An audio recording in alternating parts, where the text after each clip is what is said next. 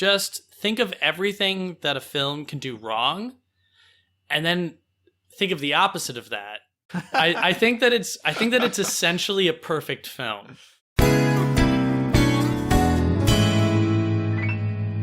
This is Criteria.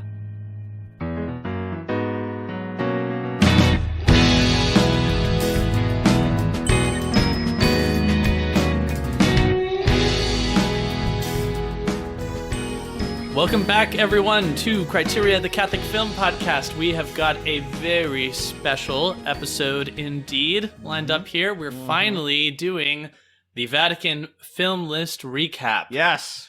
We've spent 3 years. We started this podcast in May 2020, and we've spent 3 years on and off going through the 1995 Vatican list of 45 important films. And we finally finished it. I was a little nervous coming over here. Yeah. I don't know. There just feels like something. Well, it's momentous. Yes, it is. It is momentous. Before we go any further, we've got a guest with us. He's really not a guest. He's a guest co-host. He is the one, the only. You know him. You love him. Nathan, the Canadian Barbarian. Welcome back, Nathan Douglas. Thanks, guys. I'm really, really happy to be here, and I'm really grateful to hear that you guys love me. You know, it's taken 3 years to hear those words, and that's not true. It's a good journey. So yeah, thank you. So we're Nathan. You haven't been with us on every episode, but you've been on quite a few, and you've been in the background of this whole podcast of doing this process of doing this podcast. Podgress would be a good name for a podcast. And you took the trouble to watch those several films from the list that you hadn't already seen in order to be with us today and give an overall look at the list. So thank you for taking the time to do that. My pleasure. So this is going to be our look back at the Vatican film list.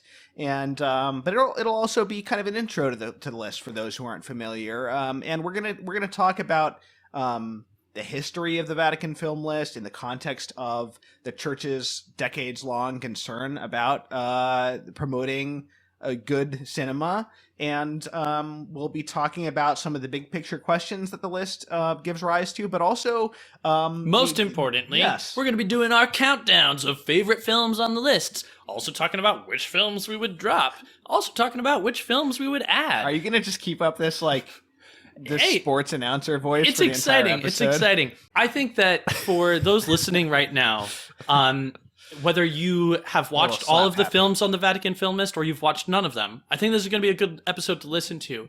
I think that it'll give reason to go back and listen to some of our older episodes if you want to have an idea of maybe you haven't listened to any of the old episodes and you want to know which ones to hit. We're going to be talking about some of the stuff that we most loved from this list. I think that if you have watched all the Vatican film list films, then this is going to be an interesting conversation. Let us know what you think. Yes, let us know in the comments on YouTube or email us. But then also, I think that, you might be excited to hear us talk about some films off of the list that maybe you're acquainted with and that you love. But then I think we'll all hopefully be able to walk away from this with some idea of the movies that we should be watching next. And maybe some of these movies will show up on this podcast. So we'll be talking about our favorite films on the list, what films we would take off the list, what films we would add on that they didn't include. Now, before we get into the history, though, I wanted to just take a moment to think about, what's this process been like for us? Going through this 3-year process of watching these films. I leave it to others to judge whether I'm, a lot better at discussing films now than I was when I started. But I gotta say, I feel like I'm a different viewer of films than I was when I started. I had sort of gradually gotten more and more into cinema and art films over past few years before we started this project, but it was really when we started this podcast that I started, even outside of this podcast, it motivated me to just start watching and boning up on my film history and watching a lot of different kinds of things. And so I think that probably the best way that I can say it is I think my judgment of films is probably different, Whether I can explain them better, I don't know. But my sense of the quality of a film is definitely impacted by the training that I've gone through of not only watching all these films, but also taking the time to discuss them in depth. When we started this off, you know, I didn't necessarily feel super confident in, you know, whether I would have anything to say about these movies. But you know, yeah, it's not that I feel like I've gotten so much better about talking about movies, and that I just kind of feel, I just feel more confident talking about movies. I feel more confident in anybody talking about film. Like, you know, I don't think you really need any sort of esoteric knowledge to be able to get into films of a really high caliber and start, you know, really pondering them and talking about them and getting something out of them. So, you know, my hope is that, of course, that Catholic film buffs are listening to this podcast, buffs of any stripe. But you know, I think that this is also an accessible podcast for your average Joe. I think this is an accessible list. This is filled with films that I would recommend to anybody. Right. So I think that's a big takeaway for me, you know. But it's also like it's great because, you know, it's Nathan, you were saying the other day, 45 might seem like an odd number of films, but it's a humane number, as you put it. You know, it's an approachable number. It's not 100. 100 might seem like a logical number. You got the AFI top 100 American films or whatever other list you might want to point to. But yeah, 45, it's a decent number. And I think that by the time you're done with it, you're going to have a very different outlook on films than when you started. And I think you're just going to, I think how it's affected me is probably just that, again, not that I'm more insightful necessarily, but that I think I just ask more of the films that I watch. I think I just have a better eye. It's forming my instincts at least. The list, for those who aren't familiar with it, 45 important films divided into 3 categories of religion, values, and art. About 2/3 of the film are from continental Europe. About 1/3 of them are in English, including about maybe like 10 American films, 10 or 11. It includes films like The Passion of Joan of Arc, Andrei Rublev, Babette's Feast. These are some films you may have heard of. The Seventh Seal, Schindler's List, Nosferatu, 2001: A Space Odyssey, but also, you know, It's a Wonderful Life and some more familiar ones to American viewers. And I'm going to talk a little bit about the history of the list. And I think this is worth doing partially because, hey, we've spent this much time thinking and talking about these films and this list that it feels worthwhile to know a little bit about how and why this list was even made in the first place. It's kind of a unique document in the history of Catholic engagement with cinema. Well, before we do that, Nathan, I want to give you a chance to answer the same question. I know that you haven't always been on the same schedule as Thomas and I, but you have watched all of these films, and you're obviously coming from a different place, being a filmmaker yourself. But has the experience, the practice of having gone through all these Vatican Film List films yielded any sort of new thoughts from you? Yeah, it's quite remarkable. I think for one thing that I've taken away from it is actually more the value of how the list is organized, and the fact that it's not saying 50 greatest films or 45 greatest films, but it's 45 significant films is the actual title. And you see that as you work your way through, you see, you know, these films are all significant in different ways, and sometimes in very different ways. Yeah. But it just goes to show, this is a list made by Catholics. We're Catholics enjoying these films, you know, Catholicity, the principle of kind of the universality. You really see just what an incredible spread there is, what possibilities there are. I think it's a very good list at showing the possibilities of just how big of a world filmmaking is. And even then, obviously, there's things we'll get into later with the list itself and ways that it could be, improved upon. But it is a strikingly good list for kind of the first crack at this kind of thing. Yeah. And I find myself appreciating that, the more time, and I'll talk more about this when we get into our picks. But even just in the last few days, I was kind of cramming through a few films that I hadn't seen before, and leading up to this week, I was kind of in some way, not quite dreading it, but going, it's going to be a bit of a grind to sort of catch up. I saw stuff in the last few days that, just rocked me that I wouldn't have had the opportunity otherwise. And I'll talk more about that later, because one of the films that I saw this week is in one of my picks. Nice. But yeah, it just goes to show you can never count out a good list for being able to surprise you, and I'm just grateful for that experience.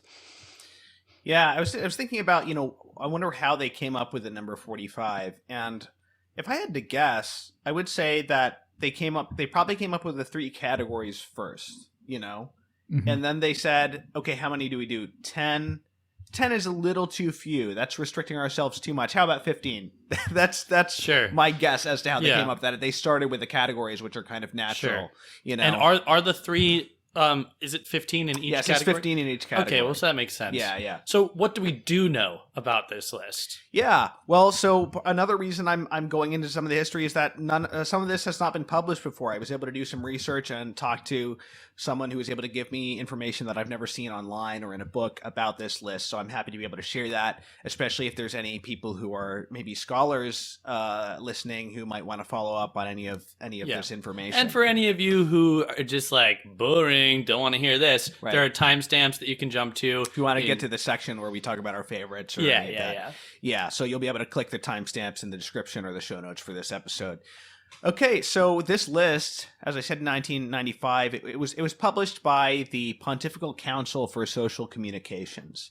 And this was done in the context of decades of concern about cinema at the highest level of the church. So that's another reason I think it's worth giving some background on the council itself that produced this list. So just quickly, the council, it had its origin under Pope Pius XII in 1948. Even before that, Pius XI had written an encyclical on film, but Pius XII formed this body. It was originally called the Pontifical Commission for the Study and Ecclesiastical Evaluation of Films on Religious or Moral Subjects. That's a mouthful. So, study and ecclesiastical evaluation of films on religious or moral subjects, and it later expanded and changed names a number of times and expanded to including all kind of audiovisual media pretty quickly, TV, radio, and later the press. But it's interesting because it was originally film. So film was the it seems as though the emergence of film as a popular medium and a very influential medium was the development that caused the church to start thinking about new media more generally, and the importance of the church to be keeping an eye on these things and exhorting in different directions or cautioning or whatever. And so the church has sort of done this in various ways ever since, but it seems like the cinema in particular was this provocation that got that thought process started, even though expanded later on. So under this Pontifical Commission included an international college of experts that was set up to consult on the matters of films and other media. And it included working groups that prepared the material used for Pope Pius XII's addresses on the ideal film, which we plan to discuss in a future episode of this podcast, and also helped him to prepare an encyclical he wrote. I think it's called Miranda Prorsus, which is on film and other mediums as well, media. And it also took part in international congresses related to Catholicism and cinema. I know some of that. Nathan, you've been researching some French-based congresses on the church and cinema. So that the church was officially involved with that on some level. And then in 1959, the commission was made a permanent office at the Holy See by Pope St. John XXIII, and the newly instituted Vatican Film Library was entrusted to it. The Vatican Film Library is, it's not like, I don't think it's like the Library of Congress where just, all films are in there. It's mainly films that are specifically film records of Vatican events and things like that, whether it might be a papal inauguration or any of those types of things. And then we get to the Vatican II era. So a secretariat within the commission is set up as one of the 12 preparatory organs for Vatican II, which results in the decree Inter Mirifica, also about the media.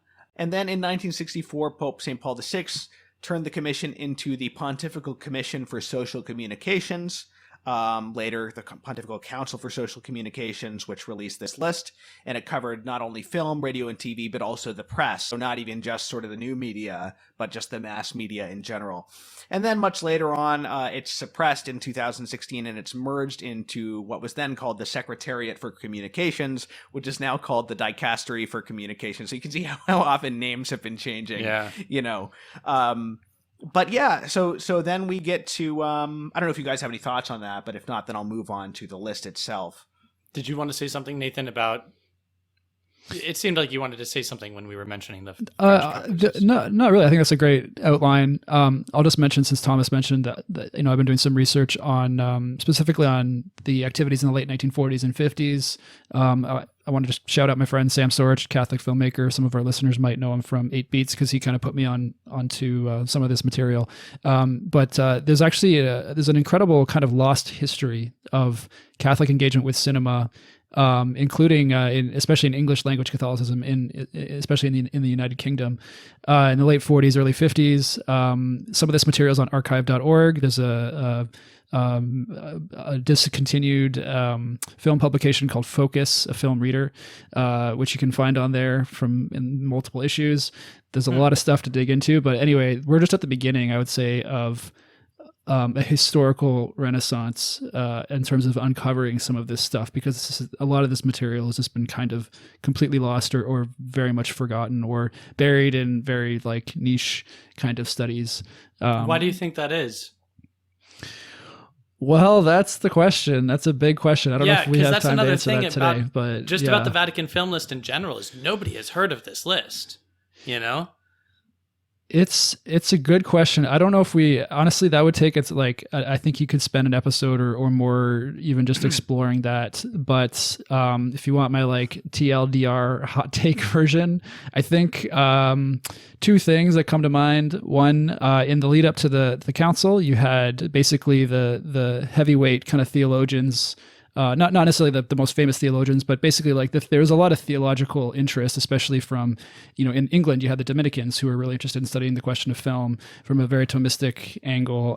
Same thing in France. Generally there was this general kind of understanding that the theological dominance of Thomism, was exerting itself towards film. But my understanding, and again, I've only just kind of begun to study this, so I haven't formulated a full opinion on this yet. My impression so far is that they were just kind of at the beginning of starting to explore this stuff systematically. Then the council happens. Then the theological emphasis after the council moves away from Thomism. And into other emphases, which there is some work. There's definitely theological and some philosophical work being done towards film, from non-Thomistic angles, but somehow it kind of loses energy, it seems. I think a lot of it gets lost in the chaos after the council, just the general chaos after the council that was affecting all aspects of Catholic life. And at some point, I think also there's this kind of maybe an implicit assumption that as Catholics, we don't have to really stake out sort of a strong boundaries or strong, even just strong positions on film. I think there was a lot of energy around that before the council, because the church was realizing how powerful this medium is. And then that, as Christians called to influence the world and evangelize, we have to have a strong way of engaging with it from our own resources. I think after the council, there was a bit of there was definitely, a shift more towards, we're going to more merge with what the world is doing. Yeah. There's less of things were getting out of hand in the film world as well. And it was kind of how much can we really do? Sure. I think. Yeah. I think there was just less, I think, and I think we see this reflected in the list as well. Maybe we'll kind of get into it a bit later, but just there was less impetus to sort of speak critically towards the film industry and maybe be a bit more, attempt more of a rapprochement, like, less of a critical one. So anyway, there's so much to it. Yeah, I would love to dig into that someday with you guys, or have an expert on to talk about it or something, because there is a lot there to jump into. To give a concrete example of that engagement, you guys might remember I mentioned this Dominican priest, Father Felix Morleone. Now, I can't remember which film he was involved with getting made. Was it Flowers of St. Francis, or was it Rome Open City? I think it was one of the two. I don't know if you remember, Nathan. I don't remember. I think I mentioned it maybe. I think he was involved in scripting. Maybe it was Flowers of St. Francis. I can't remember. But it was one of those Italian neorealist films that he had been involved in. He also had his hands in all kinds of crazy international diplomatic affairs, but he took a special interest in film, so it's quite interesting because he was kind of a big name at the time. He was a major player, a major player in the 40s developments. And then, I mean, just in case your listeners from New York are interested, like, turns out he's actually buried an hour north of New York in the Dominican. He died as a Dominican in New York. But if you look at his whole life, he has an insane biography. Like, it's just kind of crazy what he got up to. Right.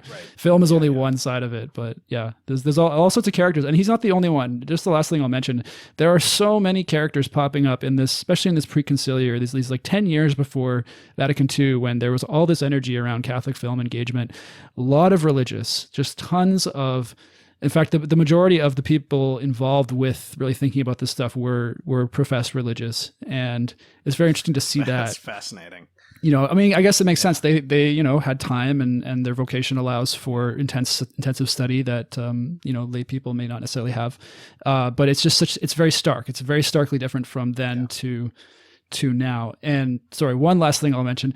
These things, of course, are affected by cultural and national kind of like differences. So like again, as an English speaker, I'm from Canada, but obviously the English speaking Catholic world is all bound up kind of in the same sphere. We have this kind of profound, I'm coming to this history as someone who kind of had no idea a lot of it existed, especially for the English speaking Catholic world. And it turns out there's all this stuff that's just been kind of there. If you're from a French background, chances are that's not been your experience, because there's been more of a continuity in French Catholic culture, not only towards engaging with cinema, but I think also there was less of a kind of drop off. There were certain prominent Catholic French thinkers that still have some influence today, and it is likely different in other contexts as well. So that's something to maybe keep in mind, is that we're coming at this from an English Catholic perspective, but there, the whole story is again, there's so much to it. So, if you guys want to do like a whole podcast series on this or something, like, let me know. Sure. Yeah, Nathan, that's fascinating stuff. Thank you. So we get to the list. And in 1995, the reason this list came out in 1995 was that they were observing the 100th anniversary of the motion picture. And at this time, the American Archbishop John Foley was president of the Pontifical Council of Social Communications, and they had this plenary assembly observing this anniversary. The assembly was addressed by Pope St. John Paul II, and he called film. Just to sum up a few of his comments, he called film, quote, a universal medium, exercising a profound influence on the development of people's attitudes and choices, and possessing a remarkable ability to influence public opinion and culture across all social and political frontiers. That's something that has been observed from the beginning, and a major reason for the Church's involvement at a magisterial level with cinema. John Paul said that the Church's overall judgment of the art of cinema was positive and hopeful, and that masterpieces of film can deal in depth with subjects of great meaning and importance from an ethical and spiritual point of view. But he also said that some films merit severe criticism and disapproval when they distort the truth, oppress genuine freedom, or show scenes of sex and violence offensive to human dignity. He goes on to say, it is a fallacy for filmmakers to do this in the name of free artistic expression. And he said that this, again, is especially dangerous in view of the uncritical way in which most people accept the cinema's powerful and persuasive influence.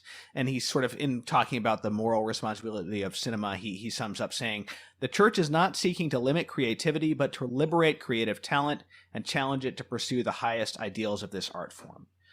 So those are some of the things that Pope John Paul II said. And then later in this same year, after this plenary assembly, the Pontifical Council put out this list, which many people would call the Vatican's list of great films, the Vatican Film List, as we've been mostly calling it. But the official title of the list, or the very casual title of the list, you might say, is just Some Important Films. The list was sent to Episcopal conferences around the world with just 3 paragraphs of explanation, and I don't believe that these have ever been published. I was sent these by someone who was involved in the making of the list, which I'll tell you about later on. But James, maybe you can read those 3 paragraphs. Absolutely. On the reverse side, we give 3 lists of important films. The first refers to the motion picture and religion. The second lists films which seem to invite reflection on transcendence or spiritual values. The third is composed of titles that are simply masterpieces of cinematic language and art. The films proposed are famous in the history of cinema, although not all that deserve mention are included. The lists are the result of subjective choice, or a collection of such choices, and are based on the informed personal taste of experts, on opinion polls, and on plain evidence. Sometimes, though not always, availability of copies has had to be considered. We realize that some titles of great significance may be missing, including films made in countries which rarely have access to the big commercial distribution networks.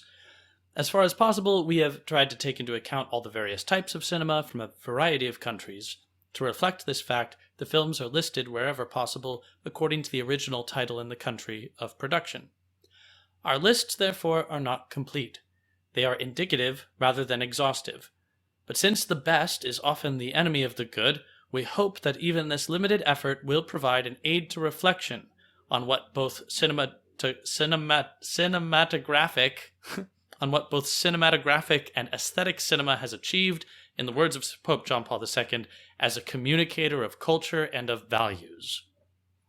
Yeah. Well, so any thoughts on that description, guys, or is it pretty self-evident?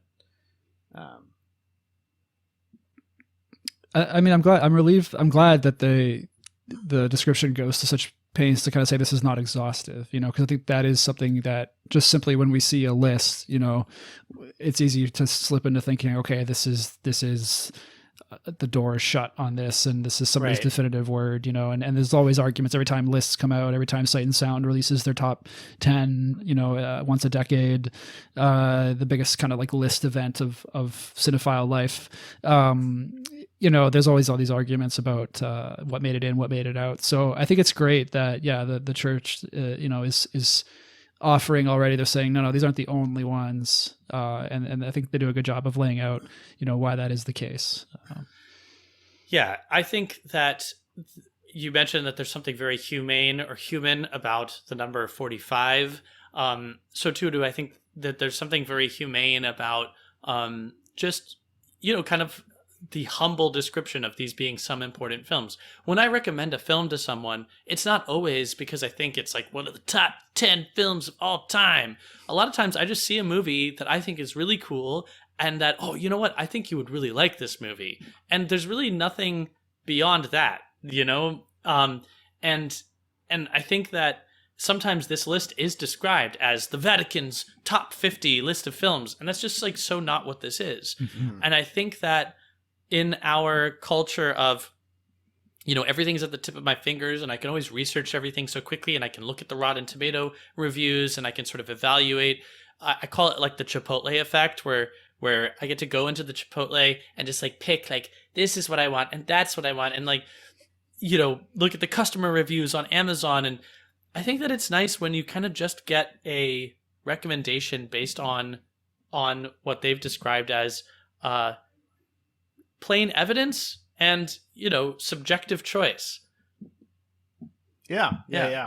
And it's important to point out, if it's not obvious to the listener too, that This is not a magisterial document in any way. Mhm. This is not part of the teaching organ of the church. It's sort of like, you could say like a supplement to that, or however you might describe the work of some of these pontifical councils that put out non-magisterial documents from time to time. And it describes itself as an aid to reflection. And in Stephen Greydanis's article about the list, which provides some useful info, and the list itself is in that article as well, for those who just want to look at what films are on the list. He mentions that Archbishop John Foley, the head of the Pontifical Council, said, "This is not we're not making a canon here." So it's not a canon. It's not magisterial.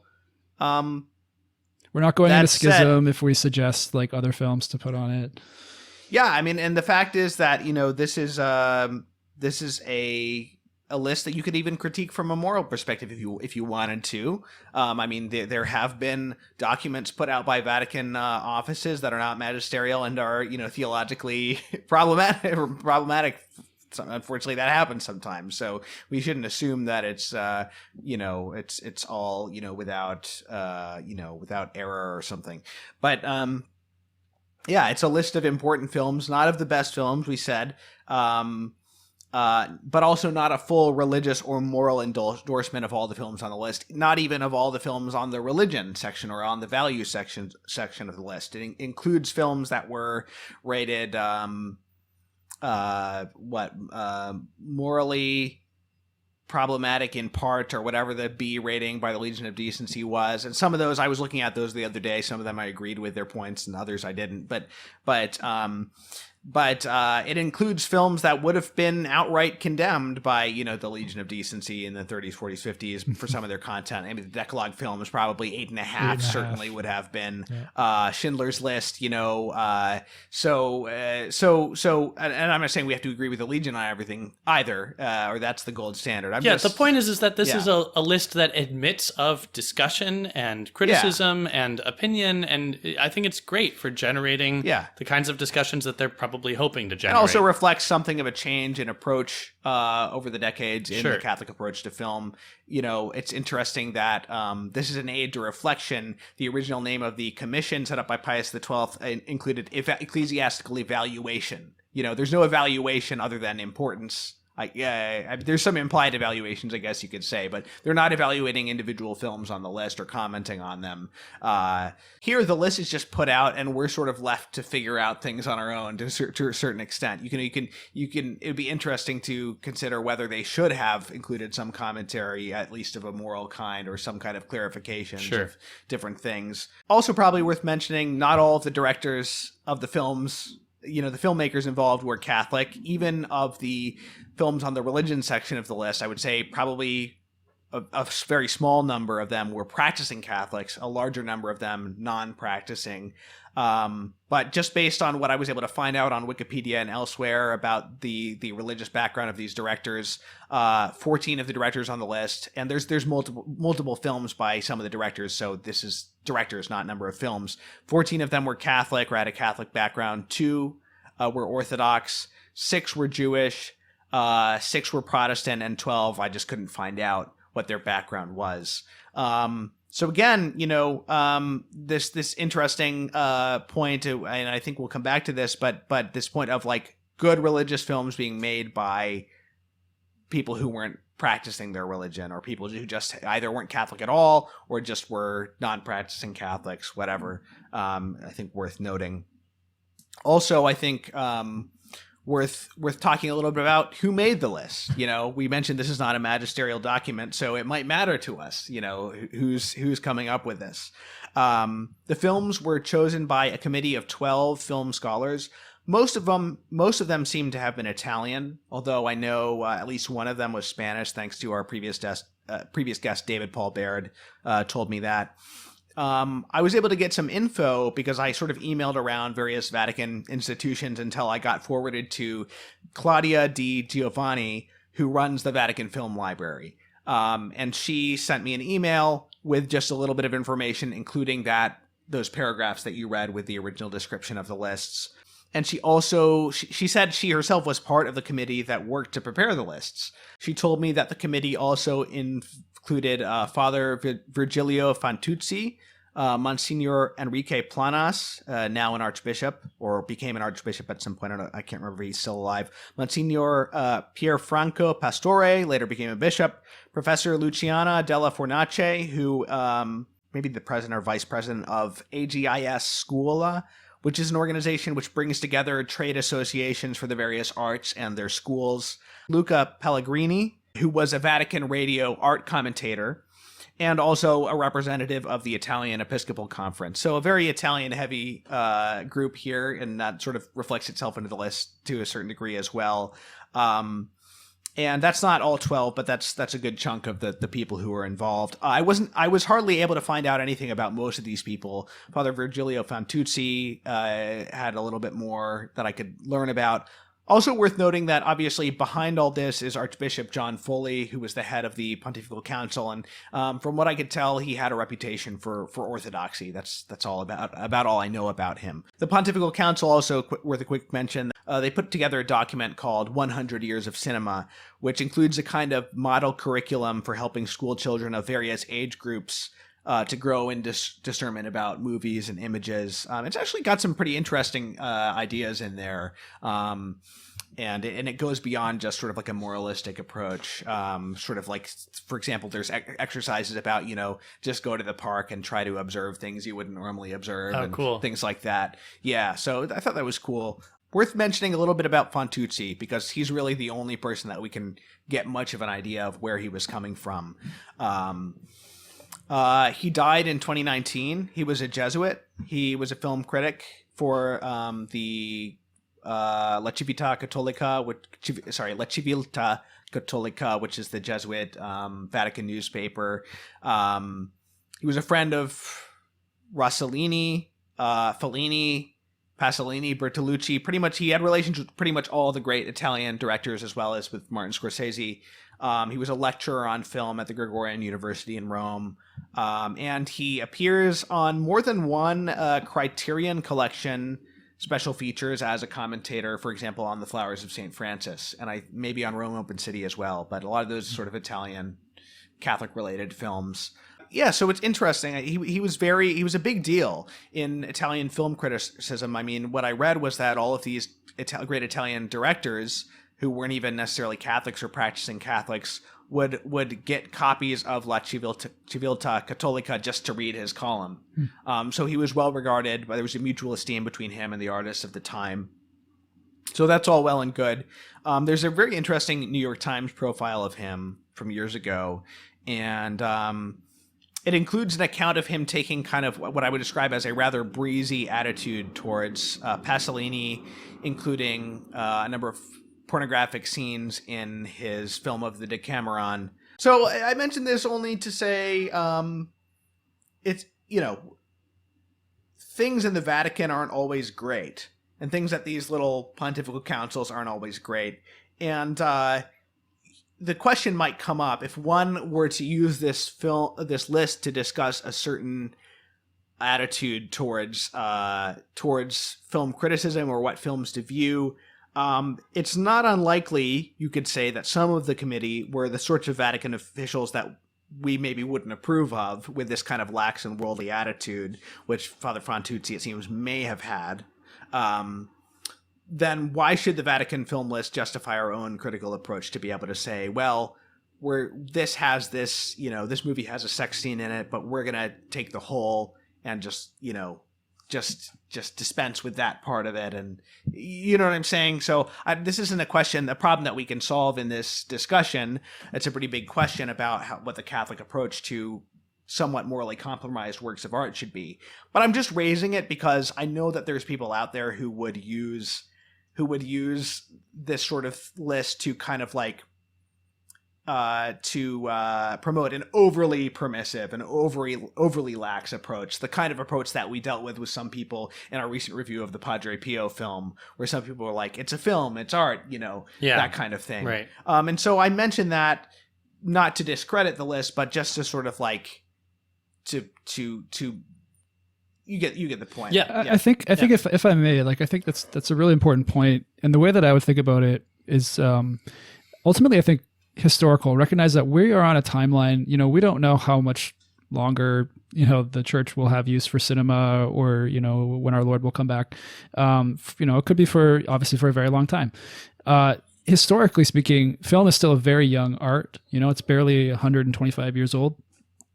And we're still learning about it. It's still changing in a lot of ways, and the church is still adapting to understanding. Like, the church hasn't fully understood.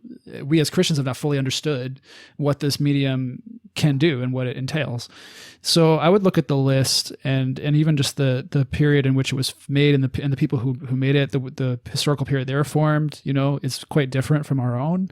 But that this question is a moving target, and I would see it in the grand scheme of things. I would see this as part of a progression towards what I hope will be, kind of a more pure understanding of what film is and what it can be, and in such a way that it would empower future Catholic filmmakers to not have to even ask some of these questions about how much do I compromise with moral this, or how much is a work spoiled by this by an impure scene or something like that, because they will be making masterpieces that wouldn't even think of having to have that, but because of the nature of the historical period we're in, where the film industry and the church's relationship to it, and just the way that films have been treated by the secular kind of film industry, we're kind of always in the defensive, or have been for a very long time, and then that's produced different approaches towards whether that's total rapprochement with that, or that's total opposition, or whatever the middle is, whatever the negotiation of that is. We're still figuring out what that looks like, but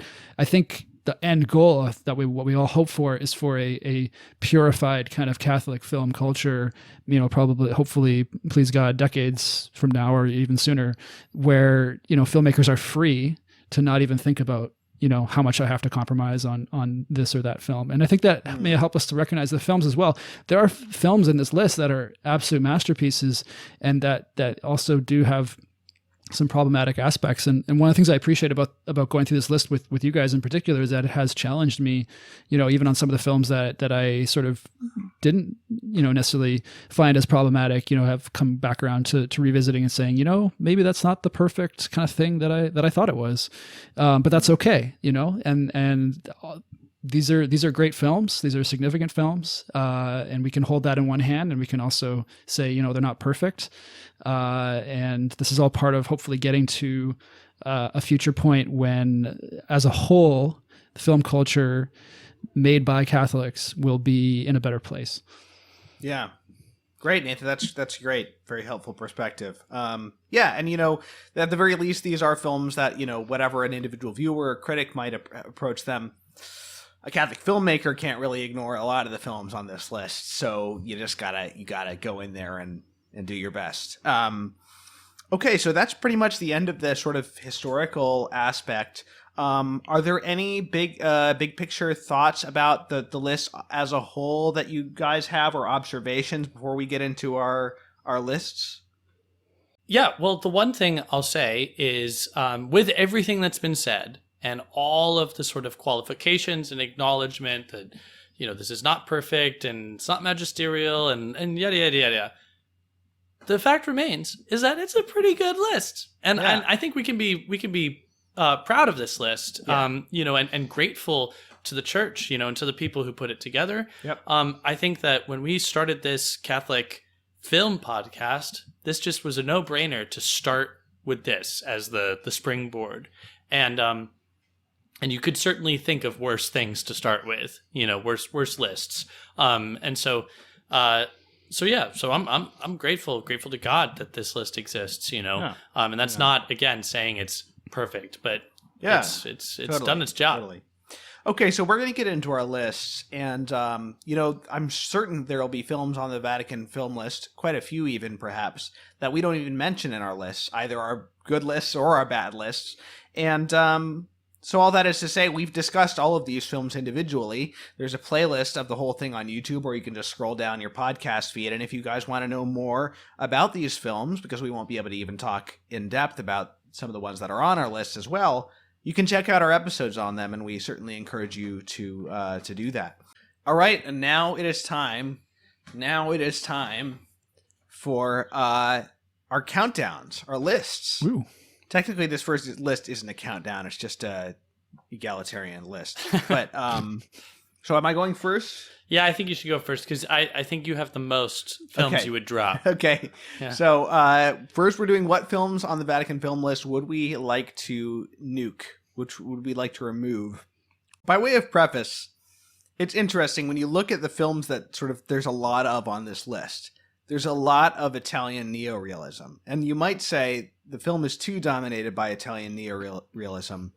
But the thing is that, like, I don't know how to get rid of all that Italian neorealism because, like, on an level of each individual film, I really want. they're all so great. They're great films, and I want them on the list. So I can't really complain because they all deserve to be on the list, you know. And in fact, if I were going to add more films, I would probably find myself adding even more films in that neorealist tradition from other countries from later on. So it's weird because maybe there's something special about neorealism that suits it for the Vatican film list. I don't know, just throwing it out there. But I'm very happy to be able to say that there's at least one film in the neorealist tradition that I'll be able to get rid of. And this is probably my hottest take of the entire episode because some people might get mad at me. When we discussed this film in our episode, you and I, James, I think held back on our criticism a little bit because our guest was such a fan of the film and we didn't want to be impolite by being too hard on it. And in fact, even though we held back on our criticism, we still got a comment tearing into us for being insufficiently enthusiastic or something about the film. I don't remember exactly what they said. Yeah, I'm going to try to pull it up right now. Oh, okay. No, well, you don't have to going. be that salty about it. You just keep going. So it is Pasolini's The Gospel According to Saint... No, he doesn't even put Saint in the title. The Gospel According to Matthew. You know what? Whoa. It has a couple of good moments, but on the whole, this film just leaves me unmoved. Most of the film leaves me unmoved. I like the scene where Peter is he's just betrayed Jesus and he's going out in the hallway or the alleyway and crying. I think that's a great scene. I think it's shot beautifully. It portrays the events of the Gospel of Matthew, but there's something about it that just feels emotionally detached or something. Yeah. I remember after we recorded our episode, maybe a few days afterwards, you and I were talking, James, and you said it's almost, and this is a very harsh statement, but this is what you said. You said it's almost as though Judas had decided to make a film about Jesus. Not in the sense that it's a subversive or that it's anti-Jesus, but that there's just this weird, like, coldness. Well, yeah, I remember talking about it. And listen, I get it. I get why this is a film that a lot of people like, and there is a lot there to like.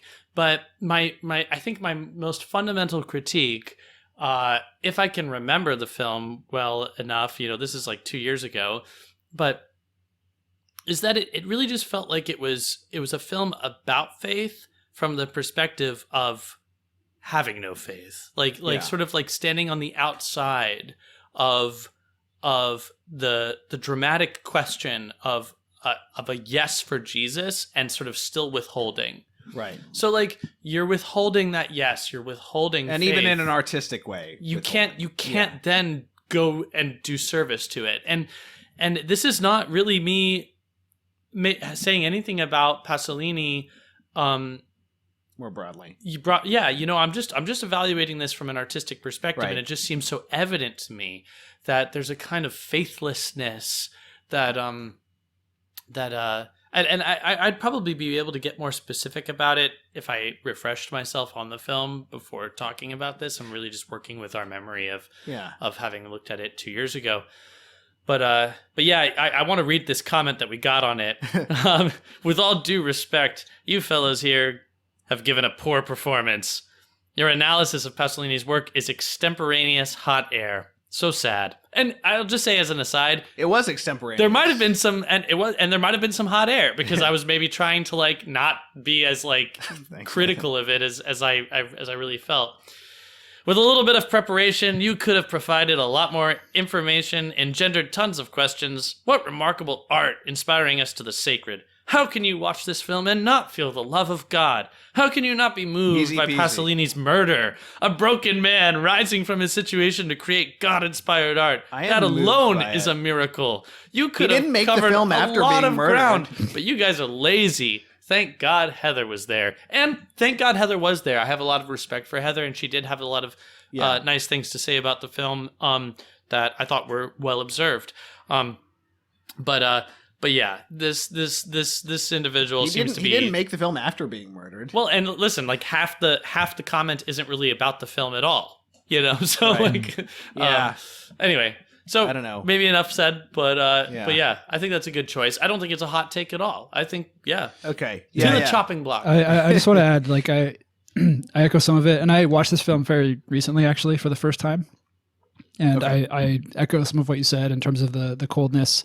What I said to a friend afterwards about it was that it kind of this might come as a hot take, and this is a bigger topic, so we can't go into this probably. But for me, it kind of underscores a growing conviction I have that we shouldn't even be adapting the Gospels as films at all, because he's coming at the way that Pasolini's coming at it. It's very understandable, and I kind of respect kind of how he's coming at it as this sort of kind of pure translation of text into like as close to the filmic equivalent of just text that he can get. And the fact is that you know, he finds, I think the film's beautifully shot. Like, he has some incredible visuals in there, but at the end of the day, his faithfulness to it as text, which isn't a pure faithfulness, but it is, you know, I think this is probably why people love the film, is because it's seen as cutting through the kind of like the showmanship, the spectacle that, you know, Hollywood was doing with gospel adaptations. Right. It's seen as this sort of more pure, back to the source kind of ressourcement kind of approach. And it's just not enough, you know. There's something about it that, again, it sort of raises the question of, can you even properly adapt in the sense of actually adapt, like translate something, bring something from one medium to another and capturing its full essence. Like, I think we'd all agree that just by the nature of sacred scripture, you can't actually do that with a film. Yeah, and scripture. we did talk about precisely this on the episode, and I do think that episode is a discussion worth listening to, even if you're not necessarily getting like our full like broadside critique of the film. I think it did bring up some like interesting considerations about adaptation of the Gospels, which we do end up fleshing out in later episodes as we return to this theme, you know, specifically most recently in The Chosen. Right. But yeah, great. Yeah, and it's a great running first thing. Choice. And I would just say this one more quick thought on that is just that this isn't to take away from productions that are doing this, you know, because there's still like valid aspects to them. But it's the kind of thing where, you know, I think it's a question to ask as Catholic filmmakers, like, should we be doing this in the first place? You know, like, I can produce something that's like not totally bereft, but is this the best use of our time and our resources? I'm starting to tilt over towards probably not. There's probably other forms of poetic cinema that are better uses of our time, and it's interesting to see that kind of play out.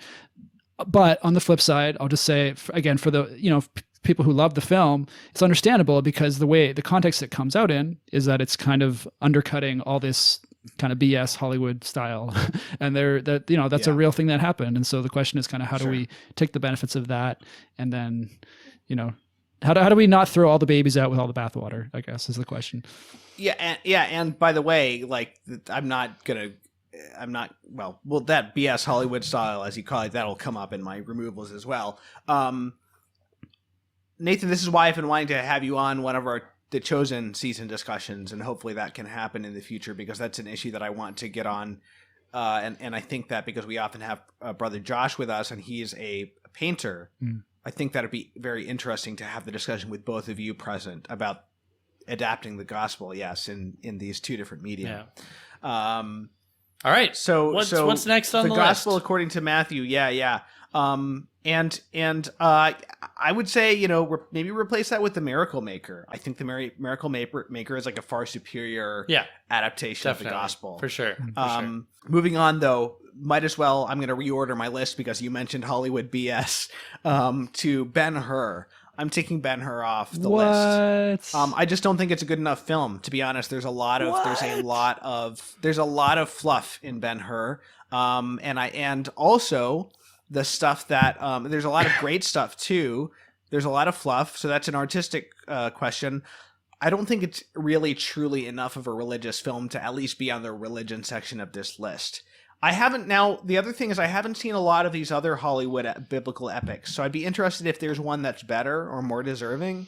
You know, I've seen Cecil DeMille's The Original Silent King of Kings. That's interesting. There's also some like exploitation with like Mary Magdalene dancing around scantily clad in the first scene. So you get that kind of like Hollywood cynicism, you know, going on in that. And so I'm very sympathetic to these critiques of these like Hollywood biblical epics. Again, it's a lot of great stuff in there as well. But I think as a film in the religion section, I don't know that it merits being on the list. Any comments? Yes. So yes, I will go to way. Ben-Hur is not my favorite film on the list. It's not in my favorite lists at all. However, one thing it does have that certainly the Pasolini's film doesn't is, and this is the reason why this film was watched religiously in my own household growing up, coming from a devout Protestant family.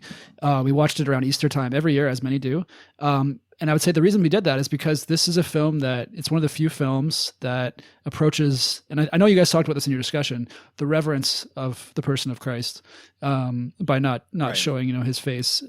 Not that that's, you know, the best way to do it or the only way, you know, it's one way, but it is very powerful. And the film, I would say this film, I would not, again, in a future version of this list, I don't know if for me, Ben-Hur would make it, but in this, you know, I'm happy to see it on here and in the religion section because it truly it cultivates a religious sense. It's a deeply pious film in the full sense, I think.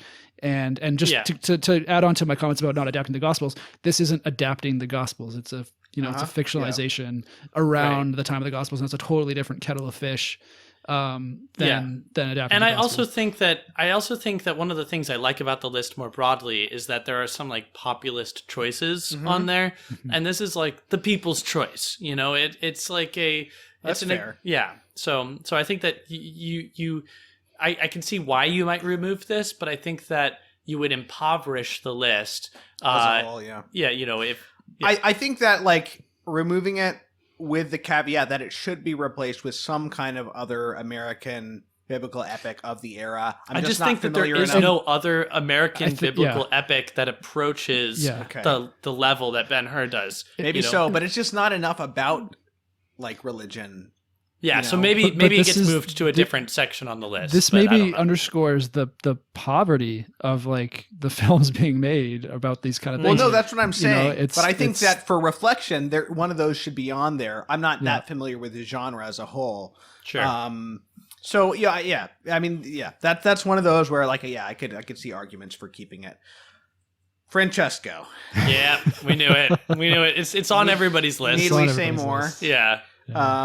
Really, it's a testament to why things just need to stand the test of time a little bit before they start ending up on lists. Yeah, what was this, 87? Yeah, I think it was in the 80s. 89. Yeah. The list is made in 95. Yeah. It's interesting that like the list has most films from the 50s and the 80s. Yeah. Which I think is a bit strange. Well, no, I mean, because the 50s is when they were growing up, and then the 80s was like everything that just happened. And to be fair, there are a few interesting like religious films from the 80s. I mean, Therese, you know, and others on the list. Right. But this is one that's definitely, it makes it on there because it's recent. Right. Yeah, because of the hype. And because it's Italian, let's be real. Yeah. Right. Yeah. Okay, so this is for those who don't know, this is one of two films about St. Francis of Assisi, and maybe that's another reason we can stand to lose this. We already got a really good one about St. Francis on the list. Yeah. Okay, The Sacrifice by Tarkovsky. Yeah, I'm not making a stronger response because I looked over and I saw that on the list already. So like the part of me like already died when I saw that. Part of you resisting my choice. Yeah. Okay, so I'm open to you guys. You know, Nathan, you've seen all of Tarkovsky's films. I'm open to replacing it with another film by Tarkovsky. I just don't know that this needs to be on the list. That's what section is it in? Religion. Yeah. Both of his films are in religion. It's a religious film. Sure. I think it's just too weird, too kind of like, what does this even mean? But you need to have at least one film like that on the list. Yeah, but I think we already got, Andrei Rublev. It's not as film. weird, but it's Tarkovsky. Yeah, it's very different. You're right.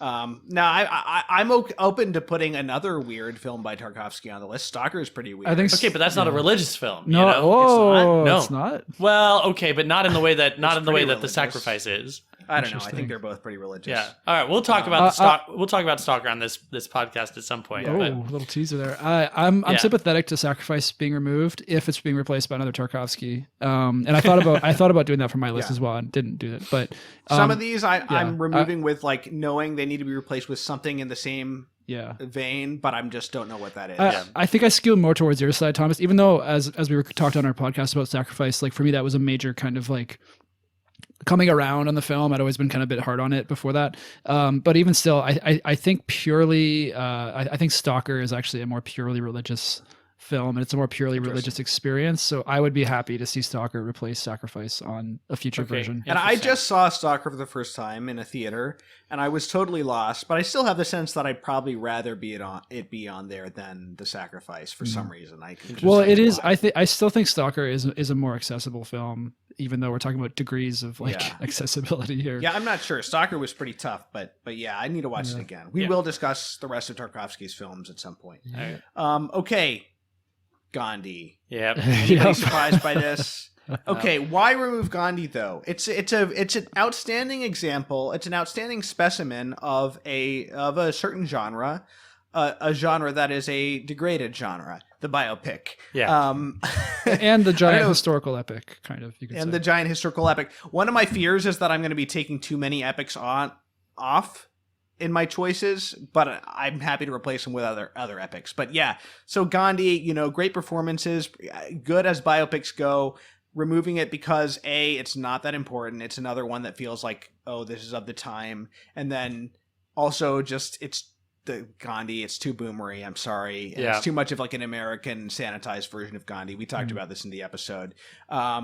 Okay. Well, can I just throw it? Well, maybe this will come in more with adding films. Just sorry viewers, listeners, there's going to be lots of overlap. But it's just to me it's kind of galling that a film like Gandhi, which is made in that giant David Lean-esque mode, is on there, and an actual David Lean film is not on there specifically. Yeah. We'll get there. Yeah, we'll get there. But it's just that kind of thing where it's like those head scratching kind of things where you're like, okay, everyone was kind of drinking the same Kool-Aid at this. I don't know what's going on, but anyway. Yeah. Okay, Intolerance by D.W. Griffith. I think everybody understands that on this list or on other lists, Intolerant is basically like the replacement for D.W. Griffith's Birth of a Nation. So this Birth of a Nation, for example, was on the AFI, American Film Institute's top 100 list for a long time and then was replaced with Intolerance. And I think clearly the same logic is at work here. Intolerance is still a technically amazing achievement from the silent film era.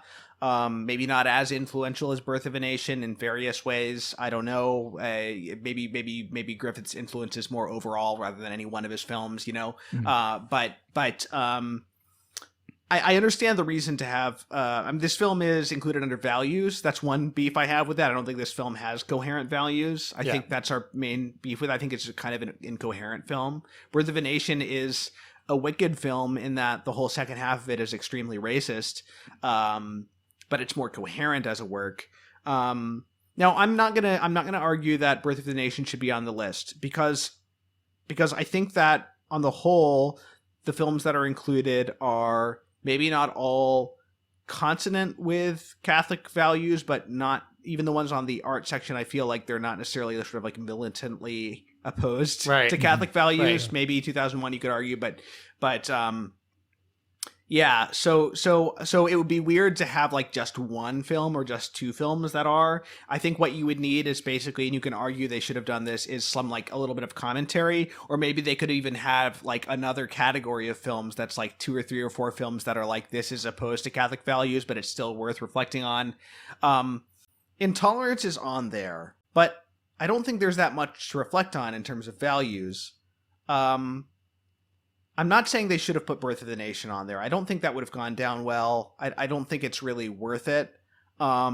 But I will say that, like, if you had Birth of a Nation on a list like this, there's plenty to reflect on there. And I think more than any other film, perhaps, Birth of a Nation would give you the opportunity to reflect on film as propaganda. I mean, this is a concern that's brought up repeatedly by the church about cinema and the way that it's uncritically accepted. That's a good point. And so I think that Birth of a Nation, it's a great one to discuss in that light, because we all agree this is a, abhorrent film in certain respects. And so I think that if you were going to make a case for having a Griffith film and the Griffith film on there, that would be it. Not just that it's in the art section and we're passing over the fact that it has moral problems. That wouldn't be the way to do it. But to put it on there with a note and be like, we should reflect on the propagandistic power of cinema. Sure. Because it's easy to do so with this film, because we all agree this is wrong, and yet we all agree this is powerful.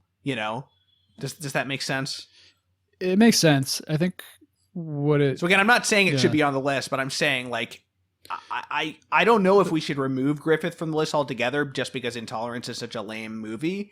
It is a technically impressive movie, so maybe I still want to have some representative of, like, American, like, breaking ground in early cinema. Yeah, and D.W. Griffith is huge, and so you've got a big silent epic in Napoleon, so maybe that covers silent epics. But Griffith is pushing things forward in a way that there are a few other examples that you can really. I'm just point not to. totally happy with having Intolerance. I think it should be certainly moved off the values I totally section. agree, and I think that probably what you're proposing makes sense to me. But Nathan, I want to hear what you have to say. Yeah, I think the big real question, and this is why I would not include Birth of a Nation on any version of this list, is that I think in the end of the day, a list like this is implying endorsement to some degree, even with the films that aren't fully consonant with Catholic values. Like you mentioned 2001. 2001 is it's an atheistic view of the universe, but at the same time, from a Catholic perspective, you can find a way into the experience of it. The best description and I'll say this is, I'm not a huge fan of 2001. I think it's an amazing film, but it's one that is very cold because of its atheism. But the best defense I heard of it from a Christian acquaintance was that it's a film that takes you inside a conversion experience, of this person who's kind of going through this complete transcendent encounter, with reality, which ultimately ends up being a non-Catholic reality. But it's there's still a way to kind of like try to redeem aspects of it. I think that pull it to the to the right side. I don't think you can ultimately do that with Birth of a Nation. And if the list is going to be reflecting on the dangers of propaganda, then I think you can't really include that without also including other examples of propaganda. It's interesting that Sergei Eisenstein or other great Soviet directors are not on the list at all. That certainly would be seen as a huge oversight by the entirety of film theorists, basically. And that's let's be clear. Birth of the Nation and 2001 are different, partially in that Birth of a Nation is manipulative in a way that 2001 is not. Yeah, exactly. But I'm where I was going with that line of thought is that if it's gonna be basically, I think if a list is going to be about reflecting on sort of dangers of cinema, like that's kind of a different list. Griffith's an important historical figure, and I'm not saying every version of this list in the future is going to have to include him, because history is going to keep getting bigger and stuff. But I would like to say that I think this just goes to show, there's a certain, just generally we tend to bias our preference for like feature length films. And Griffith was, many have pointed out that Griffith was doing his really pioneering work with his short films, and you don't get to Birth of a Nation's technical expertise, and really you don't get to Intolerance's like absolutely kind of overwhelming technical mastery. Like the last hour of Intolerance is absolutely incredible on a technical level. You don't get to that without his short films, and that's where when he was, things like A Corner in Wheat or some of his like crime films. That's what should be on the list. So I would say I would think like a future version of this, it'd be great to see more short films on this list, because length is not the only determinant of what makes a film interesting, right? So that's a great point, Nathan. I made a whole list of like what categories of films did they omit, and short films I didn't even occur to me. But yeah, the closest thing to a short film is that early French silent film about the Passion. that's like 50 minutes long, something like that. But yeah, no, great point. Yeah. And this, okay, Dersu Uzala. No. Okay, this is actually No. one of my favorite films to watch on the Vatican film list. This is one of the films I enjoy most. It's also, I think, one of the films that's a great family film, in my opinion. The only reason I'm suggesting it be taken off is that I don't know that it's that important. And I might replace it with a different Kurosawa film. And I might replace it with Ikiru. I know. I had a feeling this was going to come up. Yeah. And I love this movie. So this is like the first. Right. But I wonder why this is the Kurosawa film that ends up on the list. Probably because of the values of it. I know, but like, come on. But I think it's a wonderful film. I personally love it. So it's more of just feeling like it's Seven not the right Samurai's pick. got values, you know? Yeah, I don't know. Well, it's funny when you think about what are the big Kurosawas. It's Rashomon, it's Ikiru, it's Seven Samurai. Those are the ones that are always coming up for serious film lists. And it is. I'm going to talk more about Dersu later, not to spoil. But Okay. I was surprised. I've always been surprised that it's on the list and not one of those other three. And now having seen Dersu very recently, I kind of get it, and I'm okay with it. Cool. And and I think for values, it's either Dersu or Ikiru. If you want something else by Kurosawa, it's going to be in the art section probably. Definitely. But what I would say with Ikiru, and I don't mean to offend the many listeners, viewers who hold Ikiru in high esteem, I find that film very lacking in a lot of respects. It's a very... I saw it for the first time at the beginning of this year, and it's the Kurosawa film that has moved me most. Okay, so I'm going to offend you when I say that I find it really overly sentimental, and I find everything that I would have been kind of scared about going into Dersu Uzala is that I found in Ikiru is not in Dersu Uzala. It's I feel like it's a film purified of Ikiru's flaws, which I know is going to get me canceled by a lot of people, but anyway, this is one of those cases where I'm like, I look at things on this list and I go, how on earth did Francesco get there? How did that get there? I look at Dersu and I'm like, oh, okay. Like this is interesting. Like something worked here in a really interesting way. The way a list should, where it's really, it's surprising you. It's pointing you towards something different. Sure. Yeah. We shouldn't totally purge the list of like oddball choices either. I don't think so. Yeah. Yeah. Okay. Speaking of which, Little Women. I'm taking off Little Women. I don't know why it's important. I don't know why it's on the list. It's not a bad film. Nothing else. Maybe we can find it. Did they include it because it's like a women's film? If so, then let's find another. You know, or if it's a literary, it's one of the. I don't think there's that many literary adaptations on the list. If it's a there's quite a few. Okay, well I'm not paying attention. The Leopard. It's there's plenty of other classic Hollywood literary adaptations that are phenomenally times better. Maybe it was Katharine Hepburn. Could be.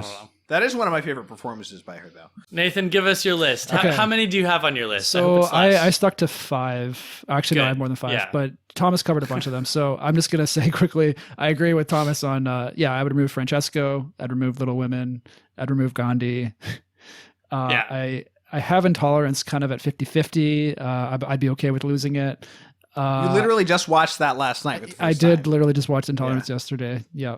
So it is fresh. And I will say, like, the last hour of that movie is absolutely incredible. Like when you're cutting across thousands of years of history, like smash cuts, well, not smash cuts, but you just, it's a really incredible film. As you said, it's incoherent. It's a muddle. It's a mess. It doesn't really belong on a list like this. But Griffith was crazy in all sorts of, interesting ways. So, okay. What you didn't mention that I have, I'm surprised actually you didn't mention the Lavender Hill Mob. I would cut this, and it's not because I don't like the film. I actually very much enjoyed it. I just find this film, I'm just going to say it's maybe hard to justify this. I find it too trivial for the list. I love the idea of a heist film being on the list. I love the idea of a crime film being on the list, and there's many choices to go with, but this one is just too lightweight. And also having comedy on the list. Like, again, all for that. Something about, though, when we're saying, like, look at the list and like, how did that get there? this is one of those picks where you're like, who? It's strange. I think that's the oddball choice on the list that I smile the most indulgently upon. Yeah, and it's a wonderful film. It's a wonderful film, but it doesn't belong as a heavy hitter. Even as a comedy, like there are comedy heavy hitters that that aren't on this list. And that I'm should sure be there. we'll get some of those on. Yeah. Yeah. Anything else? Anything else? So I'm gonna say, I'm leaning towards Nosferatu. No. Yeah. Now this may just be like it's been a while since I've seen it, but to replace with the Werner Herzog version. No, Yeah, definitely not. It does help that we watched the Herzog version. I actually, so I will say the Herzog. I prefer the Murnau 1920s version to the Herzog. But even still, I just it's one of those films. It's kind of like another film of that time and place of German Expressionism, The Cabinet of Dr. Caligari, where it's like its reputation precedes it, and it just doesn't quite. It's historically important and excellent to watch, but it doesn't. What would you replace it with? What would I replace that with? I'm not sure what I would replace horror. that one with. Another Murnau? Another Murnau, probably like Sunrise or something, or even Taboo. Rather than another Faust? I haven't seen Faust. Maybe Faust, but I haven't seen it. Yeah. But Sunrise is an amazing film. It's certainly it's just my memory of Nosferatu, and this is going back several years. It's just kind of thin on the ground. Like it's just a very like yeah, kind of but it's also the only horror film on the list. Yeah. Well, there's better horror films to pick, and we don't have to just defer to its I don't love its Nosferatu, authority, but I kind of hang on to it because of the horror thing. Yeah, and I also think that there's how just many other something- great horror films can you even include on the Vatican film list? Are you guys ready for, though, I might scandalize you more if I say that I'm leaning towards, I'm not advocating for this, but I lean Just towards. do it. Just be bold. I would cut Napoleon, and I know. That doesn't upset me too much. Okay. No, it does. It is upsetting. I would keep it, but I think it's an your incredible haircut. film, but I guess, and you'll see this more when we get into my picks and stuff. You guys are going to see a trend. The more a film goes hard on what I would call maximalist cinema, where it's like, let's throw everything at the screen, let's throw everything at the viewer, let's just just it's and it's relying on sort of a fantastical engagement. Like the more that it's trying to like gussy you up to be in a certain mood or state, the less I'm gonna want to keep you. And I feel like Napoleon is kind of the ne plus ultra. If that's the right use of that term, I don't even know. Someone can correct me. I feel like it's the zenith of that kind of thing in the silent era, and I just kind of I'm not quite smoking See, it. I think that's cool. I think that's like. I think it's cool too, because but a lot of people don't think about the silent era in those terms. True. You know? That's a good point. I'm not okay with removing both Intolerance and Napoleon, and I think Napoleon, even though Napoleon also has large sections that bore me, I think Napoleon's a better film than Intolerance. I think I would agree with that overall, but it's I want a big silent epic on there. Wouldn't Phantom Carriage would be great on there too, but that's Phantom not really Carriage. epic. What was he who gets slapped? Dude, did you watch that? Yeah. Oh man, that film rocks. It's not an epic, but that film rocks. Lon Chaney is just haunting in that film, man. nice. Oh man. The last one. This is actually a late Sjostrom. breaking take. I just formulated it in the last like half an hour, but because I saw how long you were going with your list, and I was like, okay, you know what? I'm just gonna throw this out there. Okay. I would apologies. I would cut Fantasia, and replace it with Pinocchio. So I think for sure there needs to be an animated film or maybe more than one on there. I just don't. I think Pinocchio to me, is kind of the peak of like what Disney can do. And I have almost no memory of Pinocchio. It's a great film. It's a Think really. that I accept that so long as it's replaced with another Disney masterpiece. Yeah. That makes sense. That's it for me. All right. Great. I've got 5. Okay. I've got 5, and I've got replacements for each of them. All right. Go for it. Nazarene. You're gone. You're done. Okay. You want another cool movie about like a cool, handsome priest who's like, got communist sympathies? Father Stew. No, Leon Morin Priest by Jean-Pierre Melville. This is 1961. Great choice. I think you get that on the list. I think that is going to fill your category of like edgy edge case of a Melville was a communist and a Jew. I don't know that he was practicing Jewish, but like that was his background. Is he a Freemason? but the film is it's well, I won't go into it, but I just think that Nazarene was a little uneven for me, you know, like it's there were some cool parts. It was a great discussion with Maria Elena, and she was really, you know, doing her best to reclaim this film for us, but I you know, I still walked away just kind of feeling like, I'm not buying it. I do like it a lot better than Gospel According to St. Matthew, though. Oh yeah, for sure. There's one thing you take away from this. I hope that's a film that we cover on the podcast someday. Oh, yeah, sure. It's a personal favorite. All right, Gandhi out of here, of course. But as has already been alluded to, let's replace it with you want a film about the liberation of a developing country from a British man. You got it, Lawrence of Arabia, baby. From a British man? Does that mean the director's British? What is no. Gandhi was British. Right? What? Yeah. The dude fought for Britain in the war. He was Indian and he went. He was educated by. I don't think you can call him British. No, he definitely is. We're gonna piss so many people off. No, dude, forget about it. YouTube is closing this video down as we speak. Liberated by liberated under the leadership of a man with British ideals. Because why don't you say educated by the British Empire? He was influenced by Chesterton. He read Chesterton's column and was like influenced by him. Dude, I mean, he's clearly like, we don't need to make this about a discussion about Gandhi, but like he's clearly coming into things with like a Western sensibility, you know, which is why the West is like so eager to like canonize him, you know. But anyway, Lawrence of Arabia, just a better film. Yeah. Way cool. All right. Peter O'Toole, awesome. However, quick question, just to be a little pedantic. Lawrence of Arabia, you know, would it just slot in there under values, you think? Or is that more of an art category? No, that's a good question. Yeah. I haven't seen it, so. Yeah, just throw it in values, whatever. I think that this is how they probably did it. But you know, Gandhi's played by a British man. Like, I mean, it's so clear. This man is. He's half Indian. It's true. All right, so Little Women, gone. And you want your film about like the triumph of innocence and the feminine genius. All right, Sound of Music. Get it in there. Let's go. All right, nice. Yeah. Sound of Music is an awesome movie. I resisted watching it for a very long time, and when I finally did, I was like, this is just so good. And it just seems like an odd omission on the list. All right, we got Sound of Music on there, so we can now just give Wizard of Oz the boot, you know? Because we've got our musical. We've got our, like, feel-good But don't you family think movie. Wizard of Oz is a lot more important and influential than Sound of Music? Probably, but it's also just a lot more boring. I think that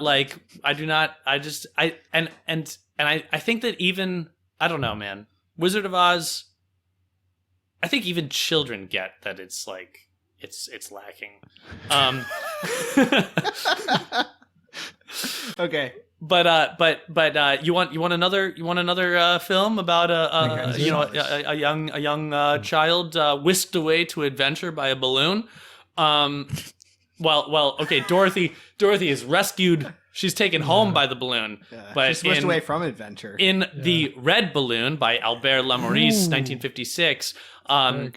We have young Pascal. I think that's an excellent choice, even though I haven't seen it. Oh man, it's great, and it's a short film. Children's film. There should be a children's film on the movie. Yeah. Yes, and actually, I think that The Red Balloon is sort of like the platonic form of a children's movie. It's the type of children's movie that the thoughtful people in the Pontifical Council for Social Communications would probably want to promote. and it's just like as a film, as a work of cinema, it's like more perfect in almost every way compared against something like Wizard of Oz. Okay. But yeah, and then my fifth. There's no pick, Pink Floyd connect though. My fifth pick is. This might be the most controversial. Rome, Open City. Ooh. Wow. Yeah, we're taking it down. Depends what you're Why? First off, too much neorealism up in here. That's why you cut Bicycle Thieves instead. Oh, no way. Dude. Oh my goodness. I can't even, my heart just, what? It's on, man. No, Rome Open City, it's just a little too propagandistic for my taste. And I think it's a nice case study of like, maybe let's not make a movie about something when like it's still going on. I think that like those that the imperfections that arise from that are enough for me to just sort of feel like, okay, this is an important film. It's a great film even, but let's make way for a much better Rossellini. Let's get Journey to Italy on there. That movie is, you're still going to see Italy, so we're not going to Rome, but we're going to Italy. Italy in this. And Journey to Italy is just like such an excellent film. The next section here is what are your favorite films on the list, and we're going to do this in a little bit different. We're going to do round robin, and we're limiting ourselves to 5 for the rest of the list. So Thomas, will begin with you, and then Nathan, and then I'll give mine. Let's start with number 5, and we'll work our way up to. These are our favorite films on the Vatican film list. And these are extending to like from number, like basically to the most. Number 1 will be our most favorite. Is that kind of how it works? That's right. Okay. Yes. Yep. Yeah. Yes. So yeah, this is a difficult thing. This is the hardest, or maybe the second hardest list for me to put together. It felt a little bit arbitrary because there's so many lists that films that I like on the Vatican film list. It felt a little bit arbitrary, but I did my best and I ranked them as you desired.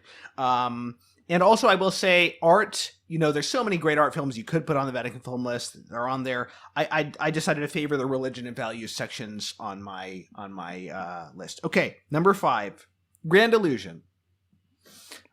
This is one of the most entertaining films on the list for me. I've watched it with family members. One thing I like about it, and there's a couple of examples of this on the list, is it's one of those European films that is like totally accessible and entertaining from like for an American who, if you like classic Hollywood films, it's very accessible. It's like this sort of like pre new wave or whatever you want to call it, European filmmaking. It's the height. It's like the height of French classical filmmaking, basically. Yeah, like classical narrative drama. We've got another one on there too. But yeah, Grand Illusion is just such a fun film.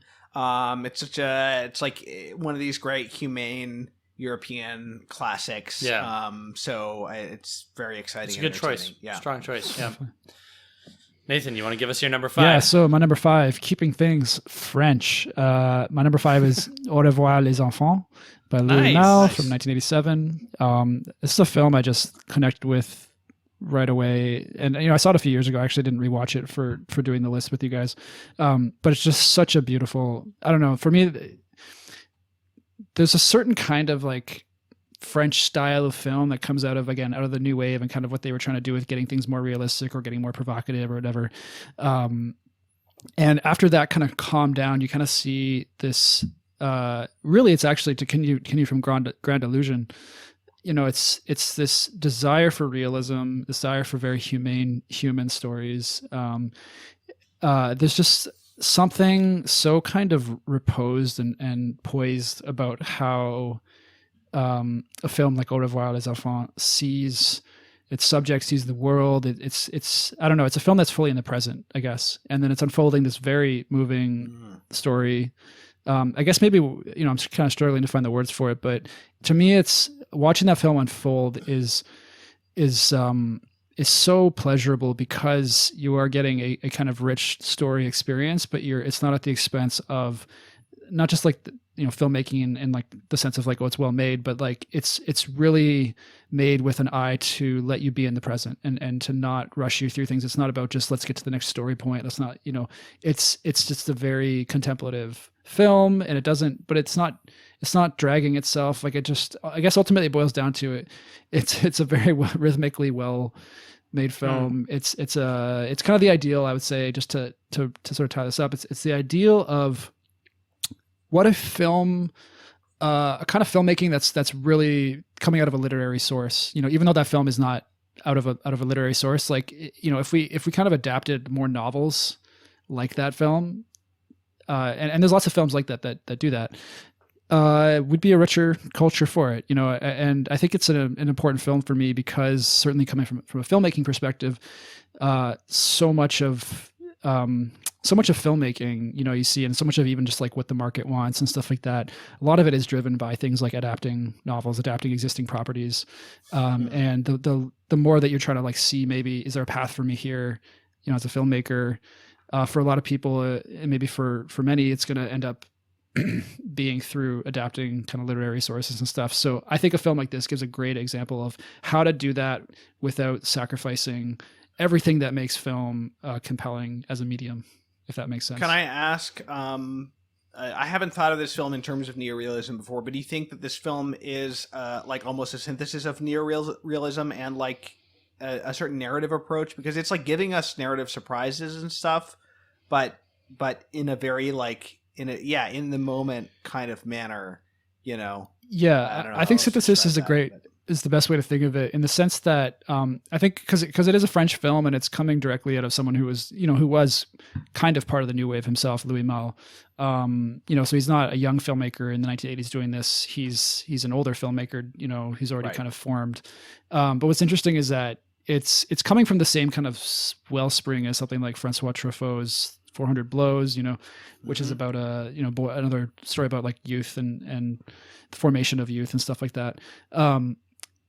But yeah, I think you're right to say like there's a neo-realist influence in that there was a neo-realist influence on the entire New Wave, the French New Wave. Like you don't really get the French New Wave without the provocations of what the neo-realists are doing with getting things kind of closer to this more intense sense of reality. Like that's what's feeding the French critics who become directors, who then go on to help form the core of the New Wave.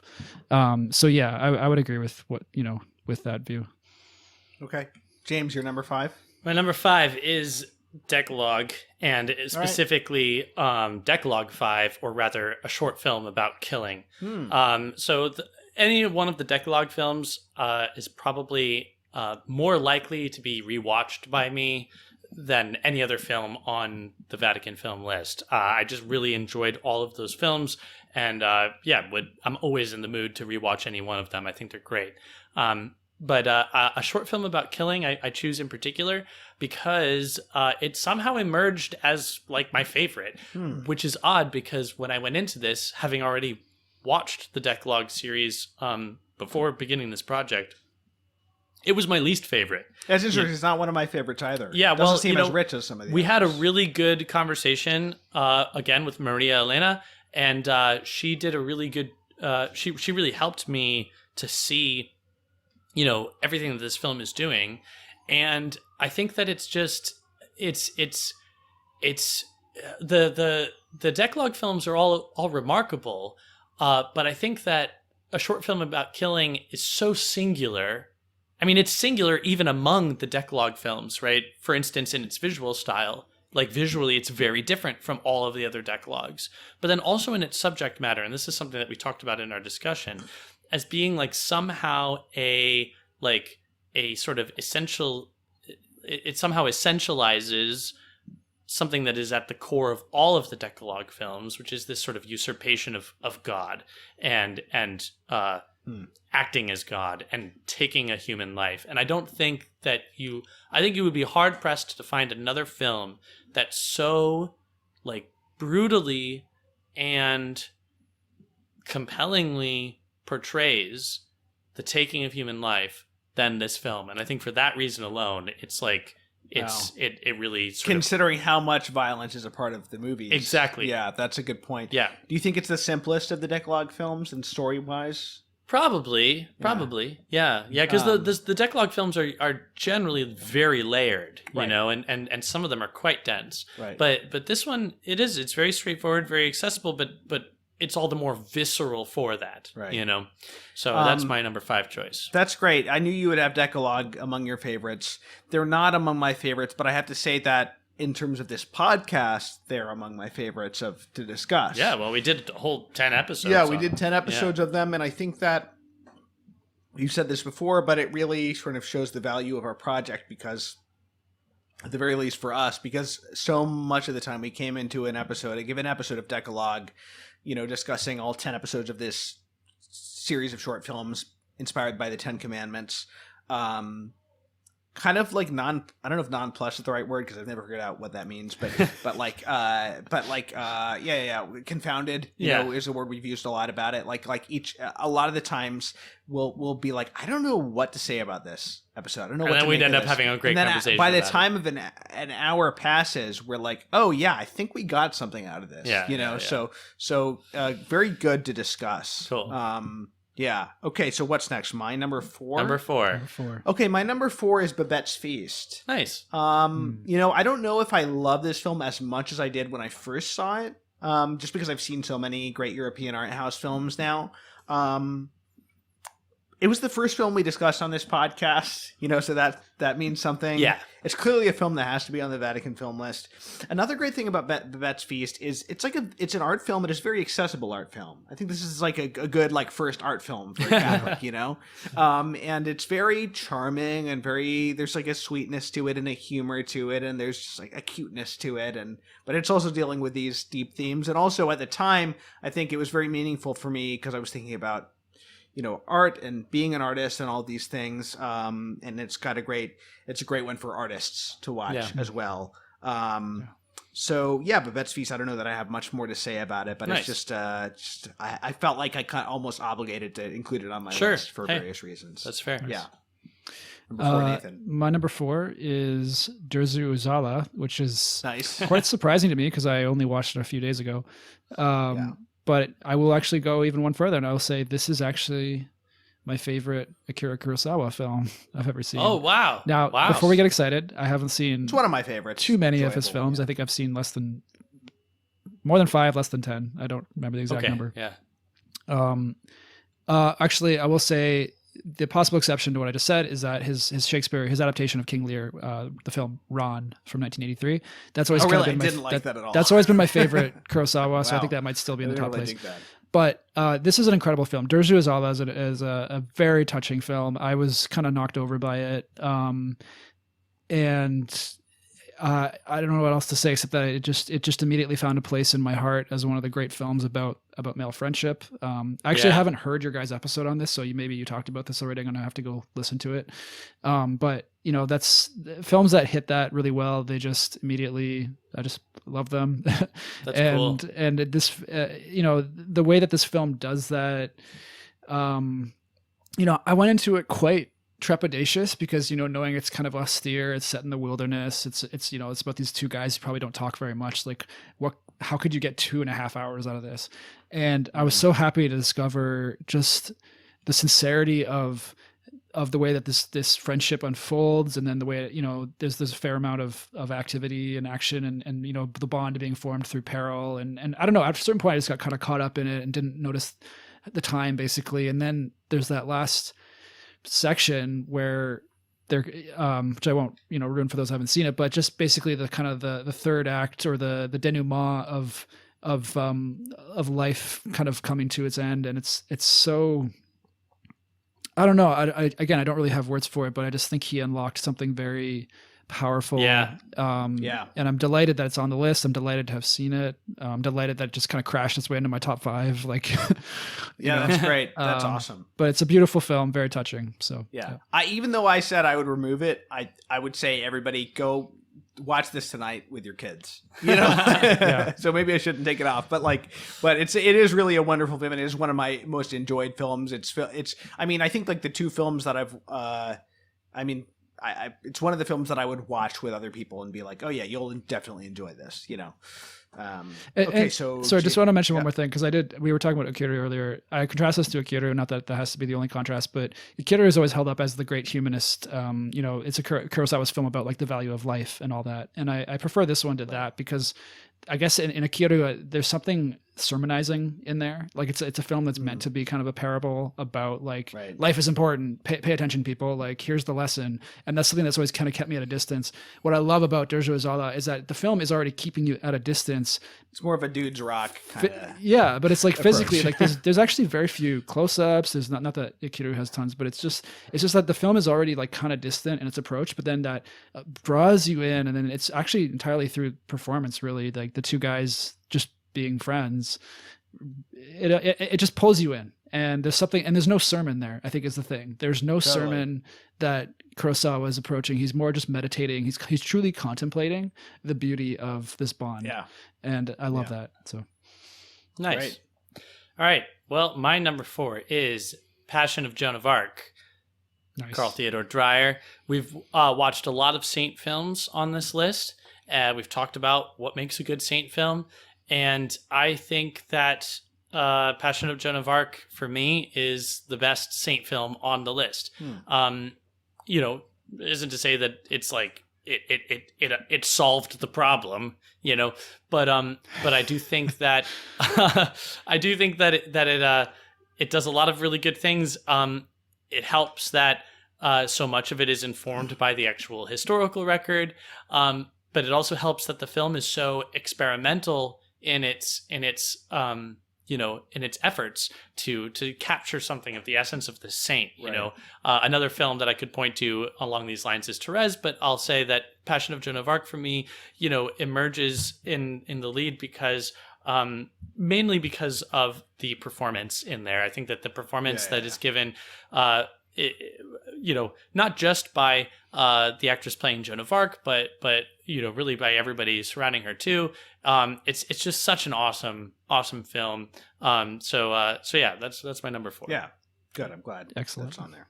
No complaints. Okay, my number 3 then. Yep. This was a tough one. I was kind of debating between La Strada and Bicycle Thieves. Both films I enjoy very much. I ended up with Bicycle Thieves. Another film that I was debating whether to put on my top 5 was It's a Wonderful Life, and it's interesting to see thematic similarities between there. I almost feel guilty that there's no American films on my top 5. It feels like I'm being pretentious or whatever, but Bicycle Thieves, the man being broken down over the course of this film, and then but you see some possibility of learning something at the end, you know. Nice.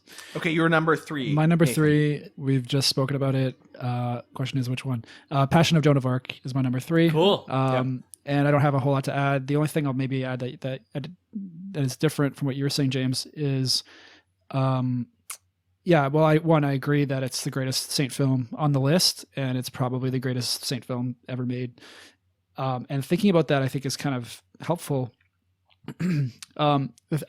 The thing that's come back to, I scandalized Thomas a couple of days ago because I sort of said off the cuff in one of our prep chats that my hottest take about the list would be that I would be happy to see most or all silent cinema drop off it entirely, which is I don't have time to justify fully.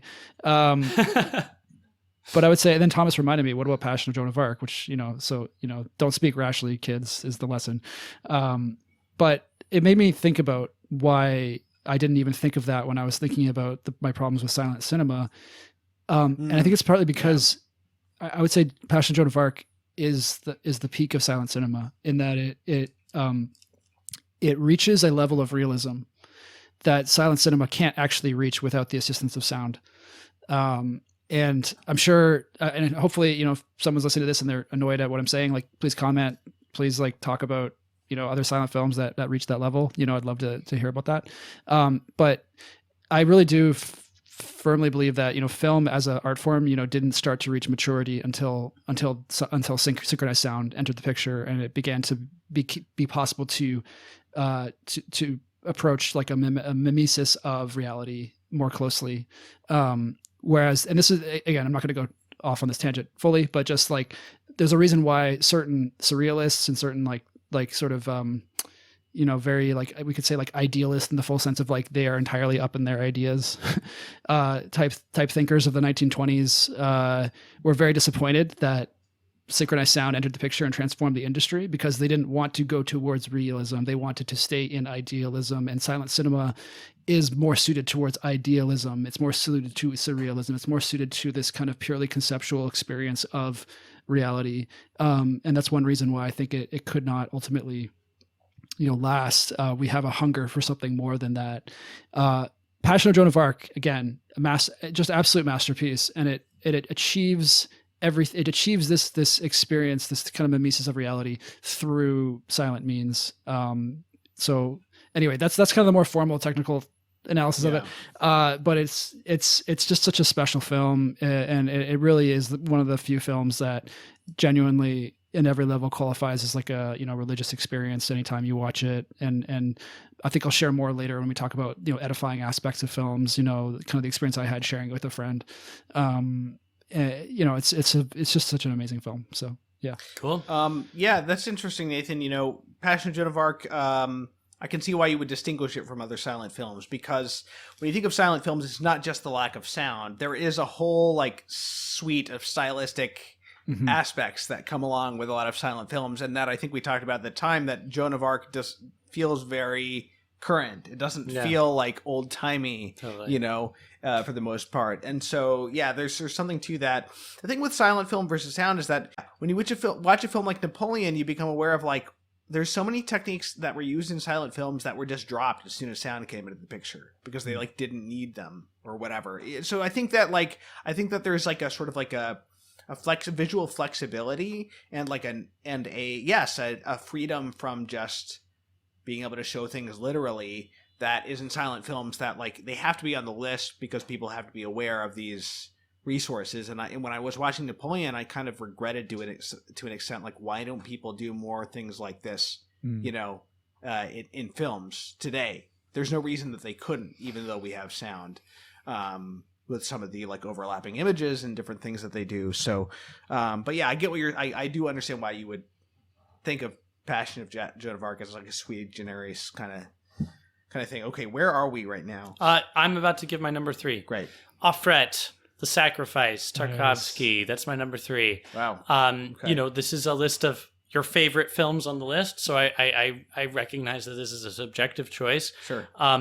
There are probably other films on the list that are more excellent than this film, but for me, this was just so. I think that Tarkovsky set out. I think he accomplished what he set out to do, which was illustrate a conversion, a sell all that you have and come follow me. And I think that is the effect that the film leaves. That's cool. It made a big impact on me. And so I put it in my number 3. Interesting. Yep. So it's like the Flowers of St. Francis modern version. Yeah, something. Totally. And I Very think cool. that, it's very spiritually eloquent, I think, which I think is a high, I think it's high praise to say for any work of art, but perhaps film in particular. Yeah. Yeah. Okay, so am I number 2 now? Yep.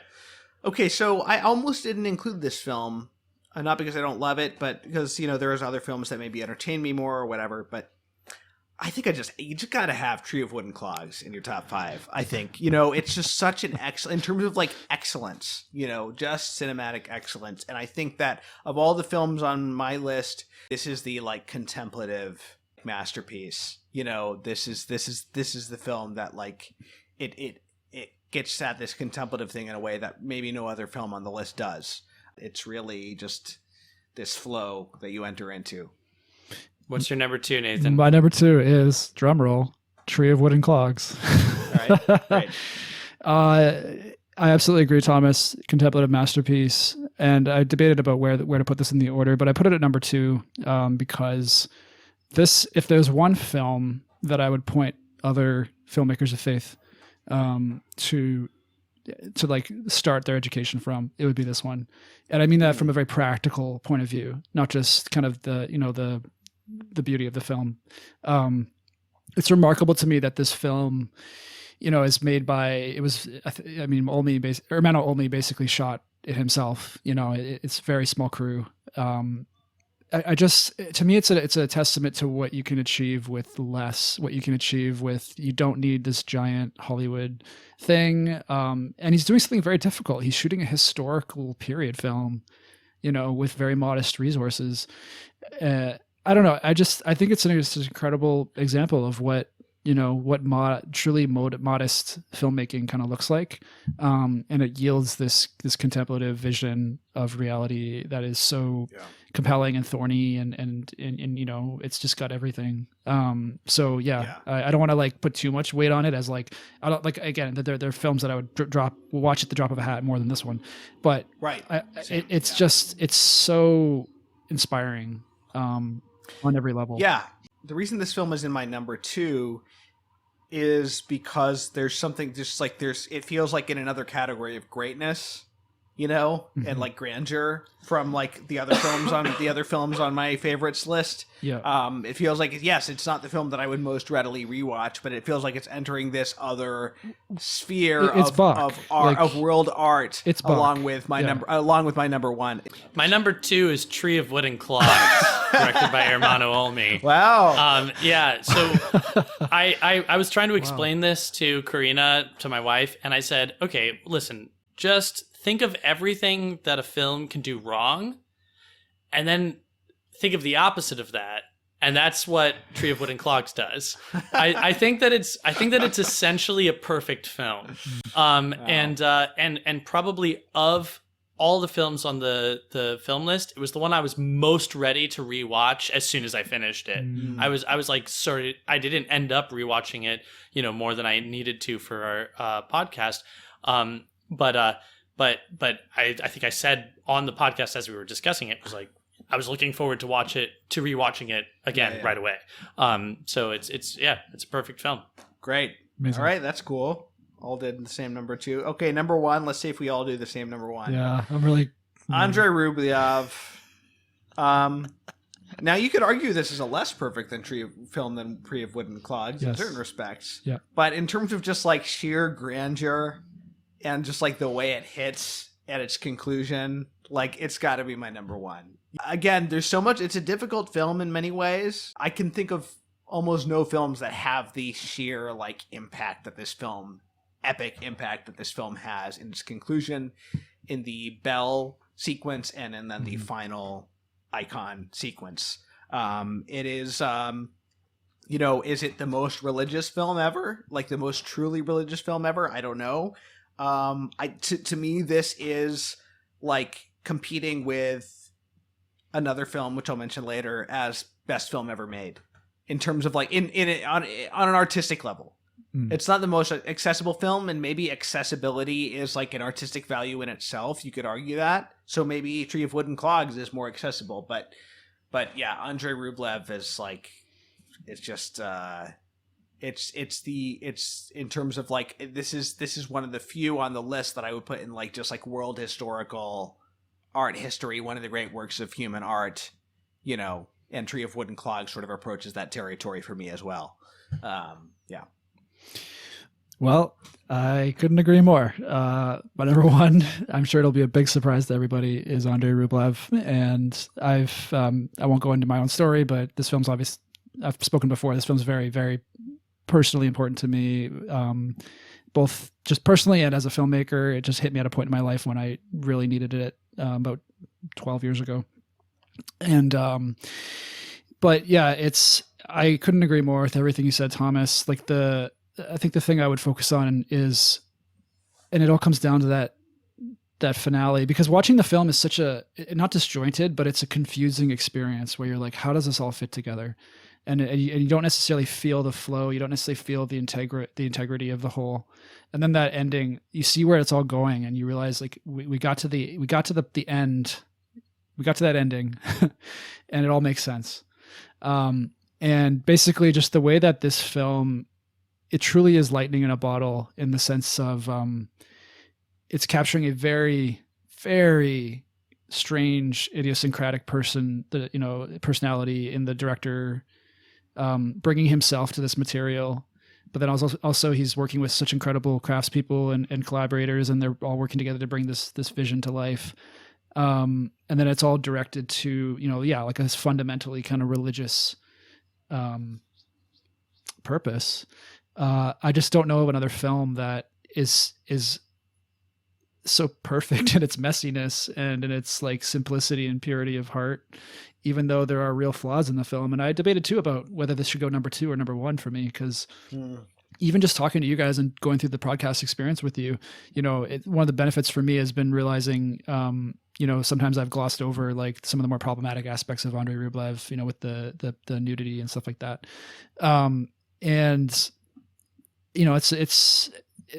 These are real things to deal with, but yeah, it's just the height that it reaches as like, words are not sufficient, so I'll just stop there. It still does feel like, the Sistine Chapel, like of cinema. I can't believe this film exists. Feels heroic. And again, it was very important to me in my journey because it opened a door for me to say this for a filmmaker, who wants to follow Christ. This is what's possible. It's not simply that, you could go make Citizen Kane or something. Citizen Kane is a masterpiece, but Citizen Kane does not have the soul that this film does. Right. It's totally. It opens everything up, so yep. Yeah. My number 1 is Andrei Rublev. Interesting, because back in the day, I remember you saying, Decalogue's my favorite. I was like, man, Andrei Rublev. Decalogue is, and this is why I prefaced my number 5 selection by saying that Decalogue is the one that I'm probably most ready to rewatch at any moment. Interesting. It's still sort of like a personal favorite. Yeah. I probably enjoy it more in toto. But Andrei Rublev, when I was explaining to my wife this selection, I said it may be less perfect than Tree of Wood and Clogs, but it is more divine. And before you come at me saying like, the divine is perfect, I'll just say that, the cross is foolishness and a stumbling block.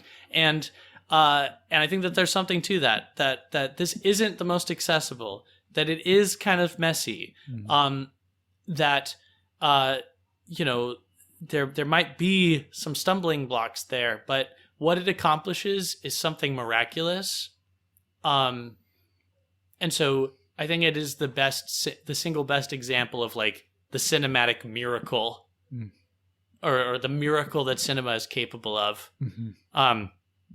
There just wasn't quite any other experience that approached my first experience of Andrei Rublev. Yeah.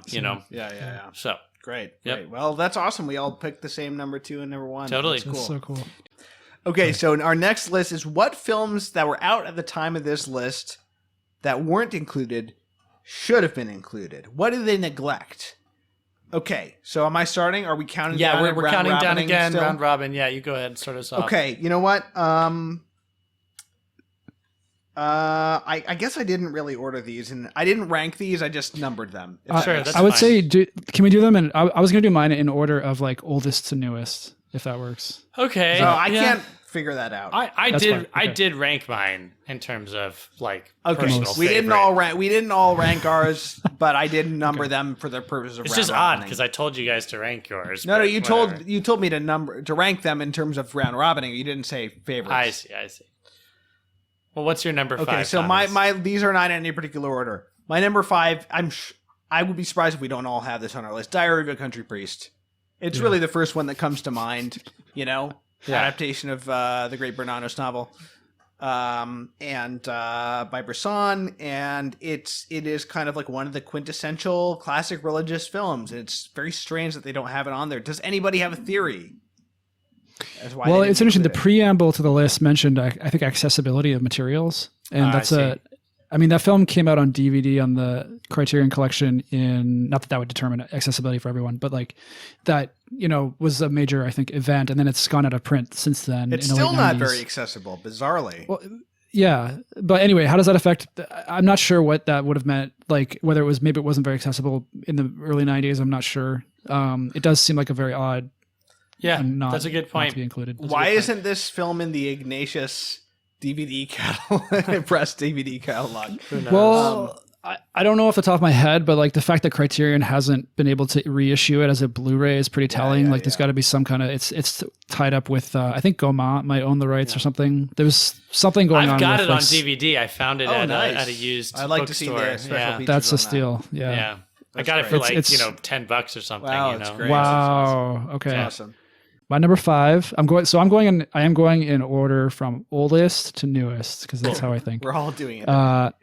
The Awful Truth would be on the list. Okay, good. Good. I'm glad you included that. Not just simply because comedies are surprisingly rare on these kinds of lists, but it really is. I mean, I think it's the greatest comedy film ever made, and it's a deeply Catholic film. This hilarious, moving, rich reflection on marriage and just like kind of the craziness of two people, giving themselves to each other and enduring through ups and downs. I'm making it sound like so cloying when it's not. It's just it's such a funny movie. And so yeah. That's one that would have been on my list if we weren't limited to 5. So I kind of hoped that you would include that. We did discuss it, so we have an episode on this already if the listeners want to check that out. Yeah, great. Wonderful movie. And it covers 2 neglected genres, which is like just a straightforward comedy as opposed to like, Lavender Hill Mob being a heist comedy, and also a romantic comedy, like just a film focused on romance. I think, yeah. So that's a great one to have on there. Okay, you're number 5. Yeah, I knew that, or I was just going to trust that you guys were going to hit the religious and values stuff. Okay. And so I'm pretty much squarely. All of my recommendations are squarely within the realm of art, and I also just wanted to be a little edgier with some of my selections. Okay. So if you add the accessibility criterion. I don't know that, but a lot of these can be found with a YouTube search. So let's go for it. Number 5 is Meshes of the Afternoon, directed by Maya Deren in 1943. This is like the quintessential art film. I think it's about like 15 minutes long. A lot of my choices are short films because that is a neglected category on the list. Even though we have the Decalogue, it's like you can't really make the case for a 10-part, like series being exemplary of the short film format. But one of the things that Meshes of the Afternoon does that isn't represented on the list, aside from being like, this sort of like pure art film, it's a very experimental film. It's surrealist. You don't really have a lot of examples of surrealist cinema on this list, but it's also importantly a really low budget independent film. This was made by Maya Deren and her husband, I think like over the course of a weekend in their like Hollywood home. It employs a lot of like really ingenious effects and little devices.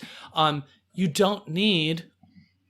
And this is a controversial statement, but you don't need the big budget studio film to do something of high artistic merit. And I think that Meshes of the Afternoon is a nice example of that. What are these meshes?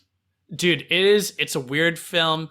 It doesn't have a clear narrative. Again, it's surrealist, but when you think of like other surrealist films, like are they visual meshes? Are they physical meshes? Are they story metaphorical meshes? The answer is yes. Okay.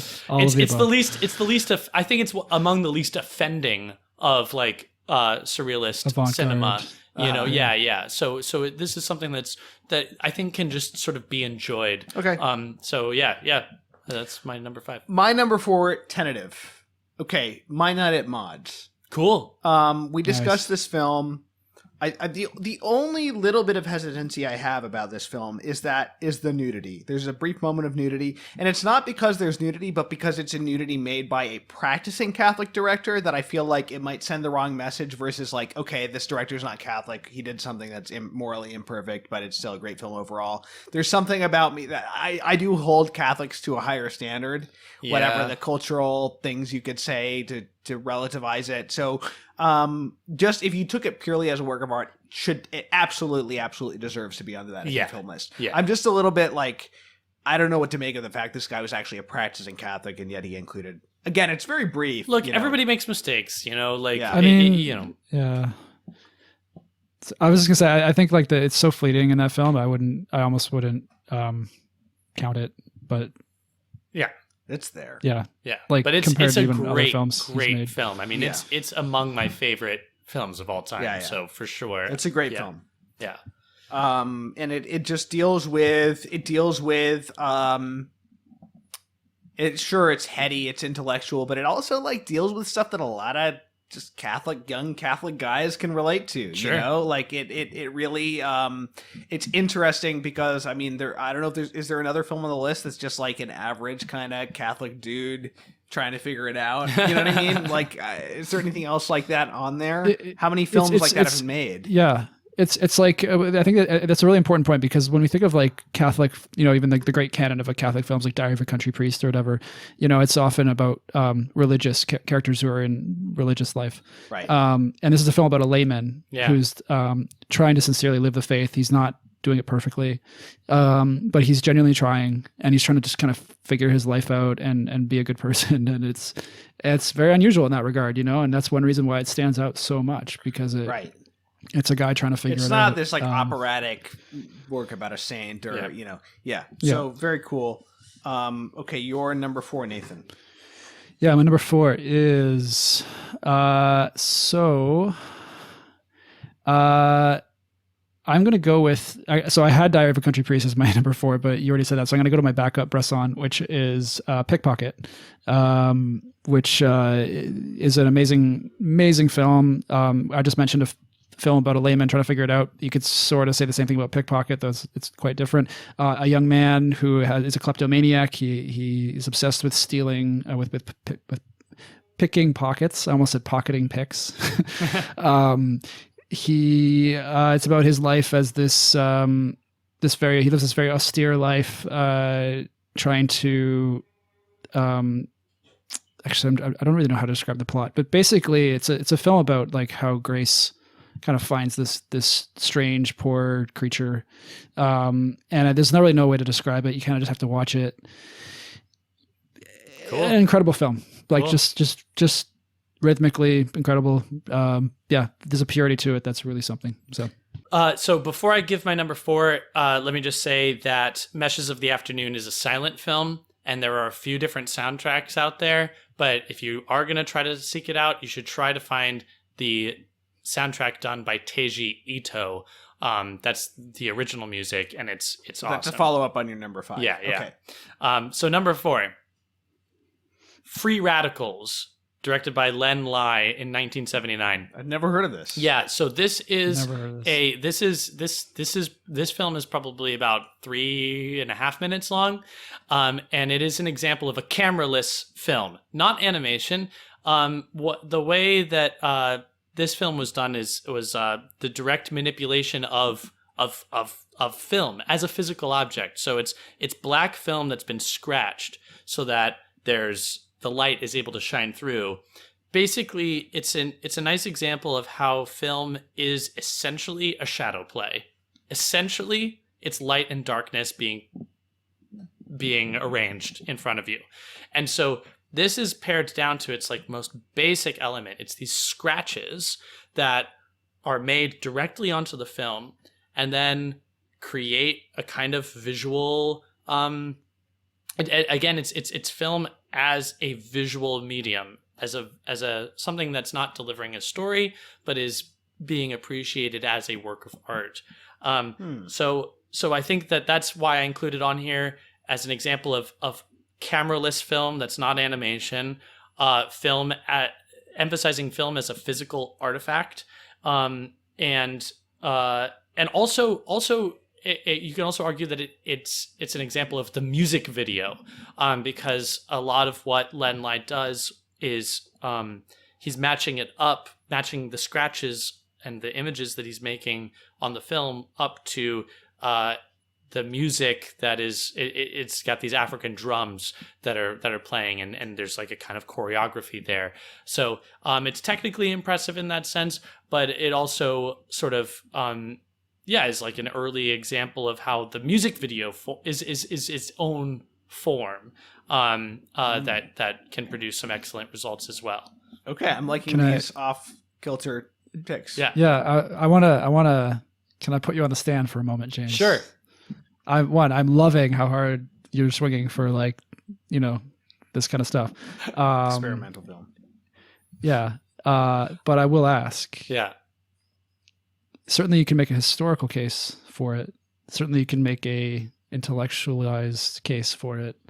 kind of like as like a going to the philosophical extremes of what film is. Can you make a case from beauty for this film? I think so. I think that I think that again, this is subjected to subjective taste. It's a question of taste. One of the films that I considered including instead of this is one by an experimental filmmaker who works in a similar manner, Stan Brakhage.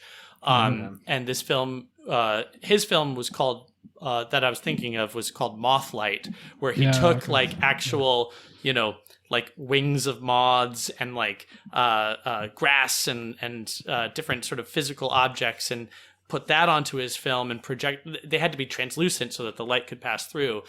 Now there is like a certain beauty in that.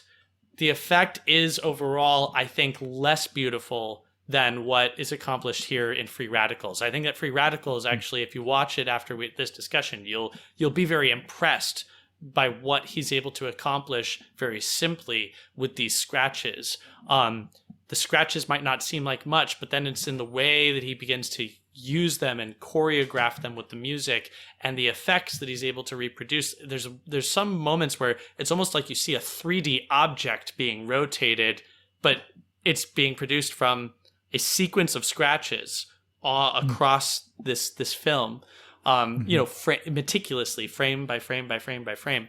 So yeah, I think that there is an argument. It's not Caravaggio, but it's definitely delightful. Yeah. I should probably add, we're not worrying about keeping the list of 45 with our additions.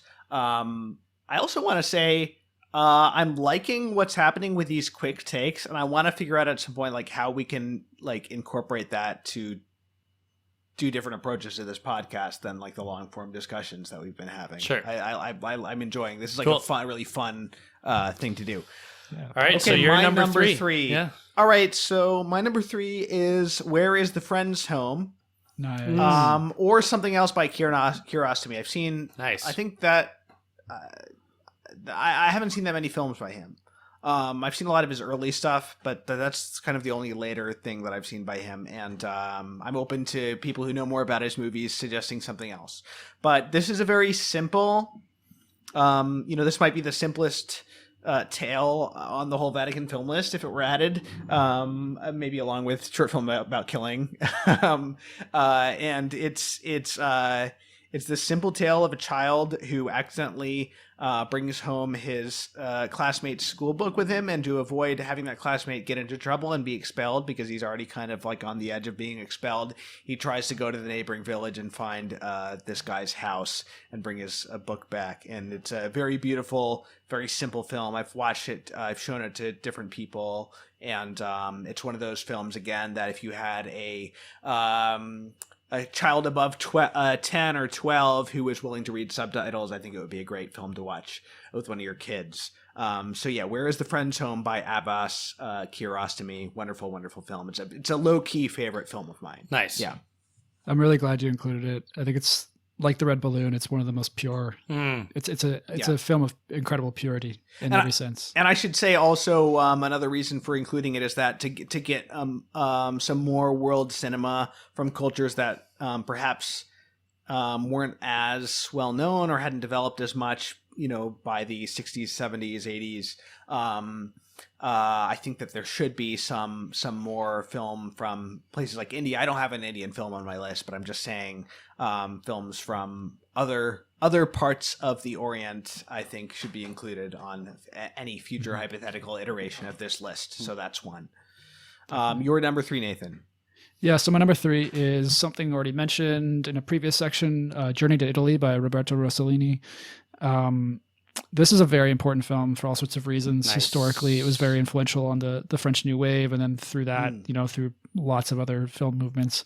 But I think it was, I forget which critics at Cahiers du Cinema, again, future New Wave directors, someone coined the way of saying this film was basically the birth of the modern art film. I can't remember who said that, but I think it really holds up. The reason that it's kind of come to be seen that way is because here you have this film that is coming out of a neorealist background with Rossellini, but he's not making a neorealist film. It's not about it's not following neorealist values in terms of being about like the common man against the world or this whatever. It's a very bourgeois drama. It's kind of a melodrama, I guess you could say, but it's this very closed in drama about a couple, middle-aged couple, one played by George Saunders. Some of you might know him from the Hollywood classic All About Eve. He plays the narrator and the sort of like the guy who's observing all the drama happening. Very distinctive voice, like this, the most imperious British voice you've heard of 1950s Hollywood.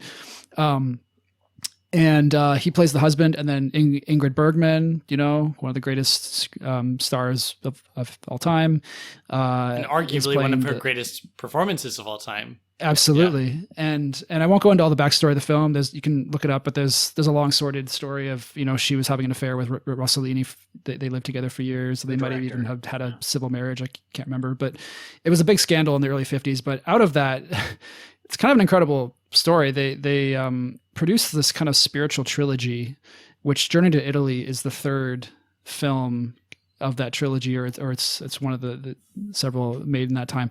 But it kind of caps the spiritual trilogy. All of these other films involve Ingrid Bergman in different kinds of characters having these kind of encounters with seeking the divine. And Journey to Italy, this couple ends up in Naples, and right on the edge of Pompeii, of course, where the excavation is happening. And they're going through this marriage crisis. They're not sure if they're going to stay together. And the film is basically kind of looking at their marriage, but then also looking at kind of the setting they're in and the way in which modern man is uncovering the ruins of Pompeii. And I don't know, I can't really do a description that gives it justice, but it's the birth of the modern art film, that it's kind of taking this very dramatic problem of like, will they stay together? What's going on with them? But it's also placing that up against this kind of more intellectual meditation on like, what is love? What does love mean in the face of disaster, like a volcano going on? Like it's this very kind of rarefied juxtaposition of ideas with drama. And that's kind of where, from that point, you start to see that happen more and more in the European sphere and then elsewhere. But on top of all that, that's kind of more of a historical case for it. It's at the heart of it. None of that would matter if it weren't at its heart a deeply moving spiritual film. And it's a film about this couple trying to recover like the sacrament, basically the sacrament of matrimony. And I don't want to say too much more. Yeah. It's best to be discovered. I think that the film is almost as miraculous as Andrei Rublev, because it's able to accomplish like a sort of cinematic feat at a certain pivotal climactic moment that just leaves you feeling very like, oh. Anyway, so my number 3 is from 1983. By Jan Svankmajer. He's a Czech filmmaker and animator, probably best known for his stop motion. You might have heard of him. You might have seen his Alice, his sort of Alice in Wonderland adaptation, and maybe his most famous work. But this choice is his adaptation of Edgar Allan Poe's The Pit and the Pendulum. The film is called The Pendulum, the Pit, and Hope. And I chose it because I do think that there needs to be more animation on the list. Yeah. But this one actually doesn't feature a lot of his animation. It is shot in live. It has an actor. It's shot from the first person perspective of the guy who's being tortured. I don't know if in The Pit and the Pendulum, the character is someone who's been condemned to death by the Inquisition. And so this film, it's a horror short. I think it's about 15 or 20 minutes long. And it's shot entirely from this first person's perspective. So in a way, it's very reminiscent of, say, a film like The Blair Witch Project, which I also think is a great film. But there's a lot of examples of horror movies that sort of situate you in this almost like, this like found footage quality where you really much identify in the first person with the person who's in this. so as like the pendulum is coming down, getting ready to cut this man in half, you're watching it approaching closer and closer.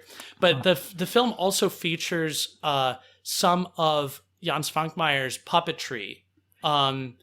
There is a little bit of stop motion, but there's some incredible puppetry in this that's quite horrific. All your picks are films you were shown in class in art school. That's not true. That's not true. That's not true. Okay. No, Jan Svankmajer I discovered when I was in Vienna.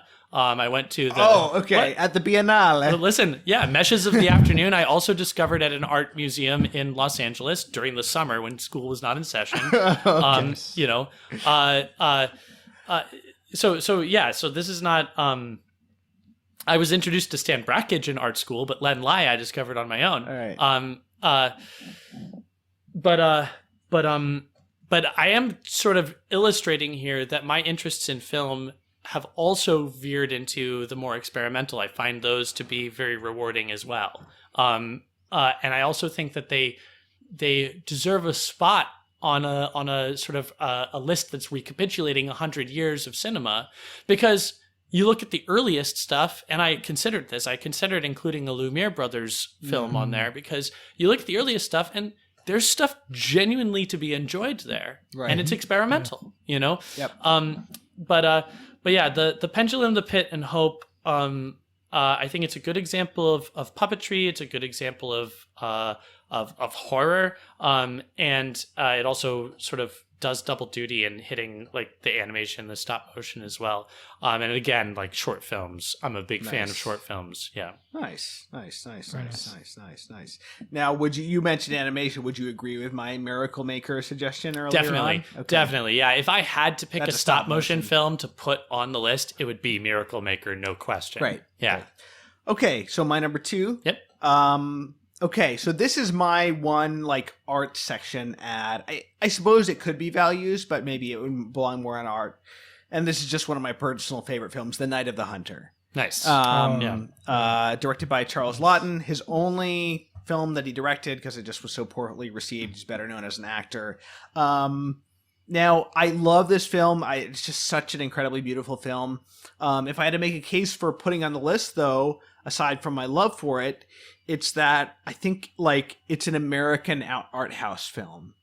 Like, yes, it is a Hollywood film, but it is like Hollywood art house. And I'd have to look at the list to see if there's anything else like this on there. But as far as I know, it's the only sort of film like that would be on the Vatican film list. And it's got a lot of stuff going on. It's got like the German expressionism in there. Yeah. It's got film noir in there. It's this amazing American synthesis of all these different things. It's got like that sort of almost like Coen Brothers, like Oh Brother Where Art Thou kind of vibe in there.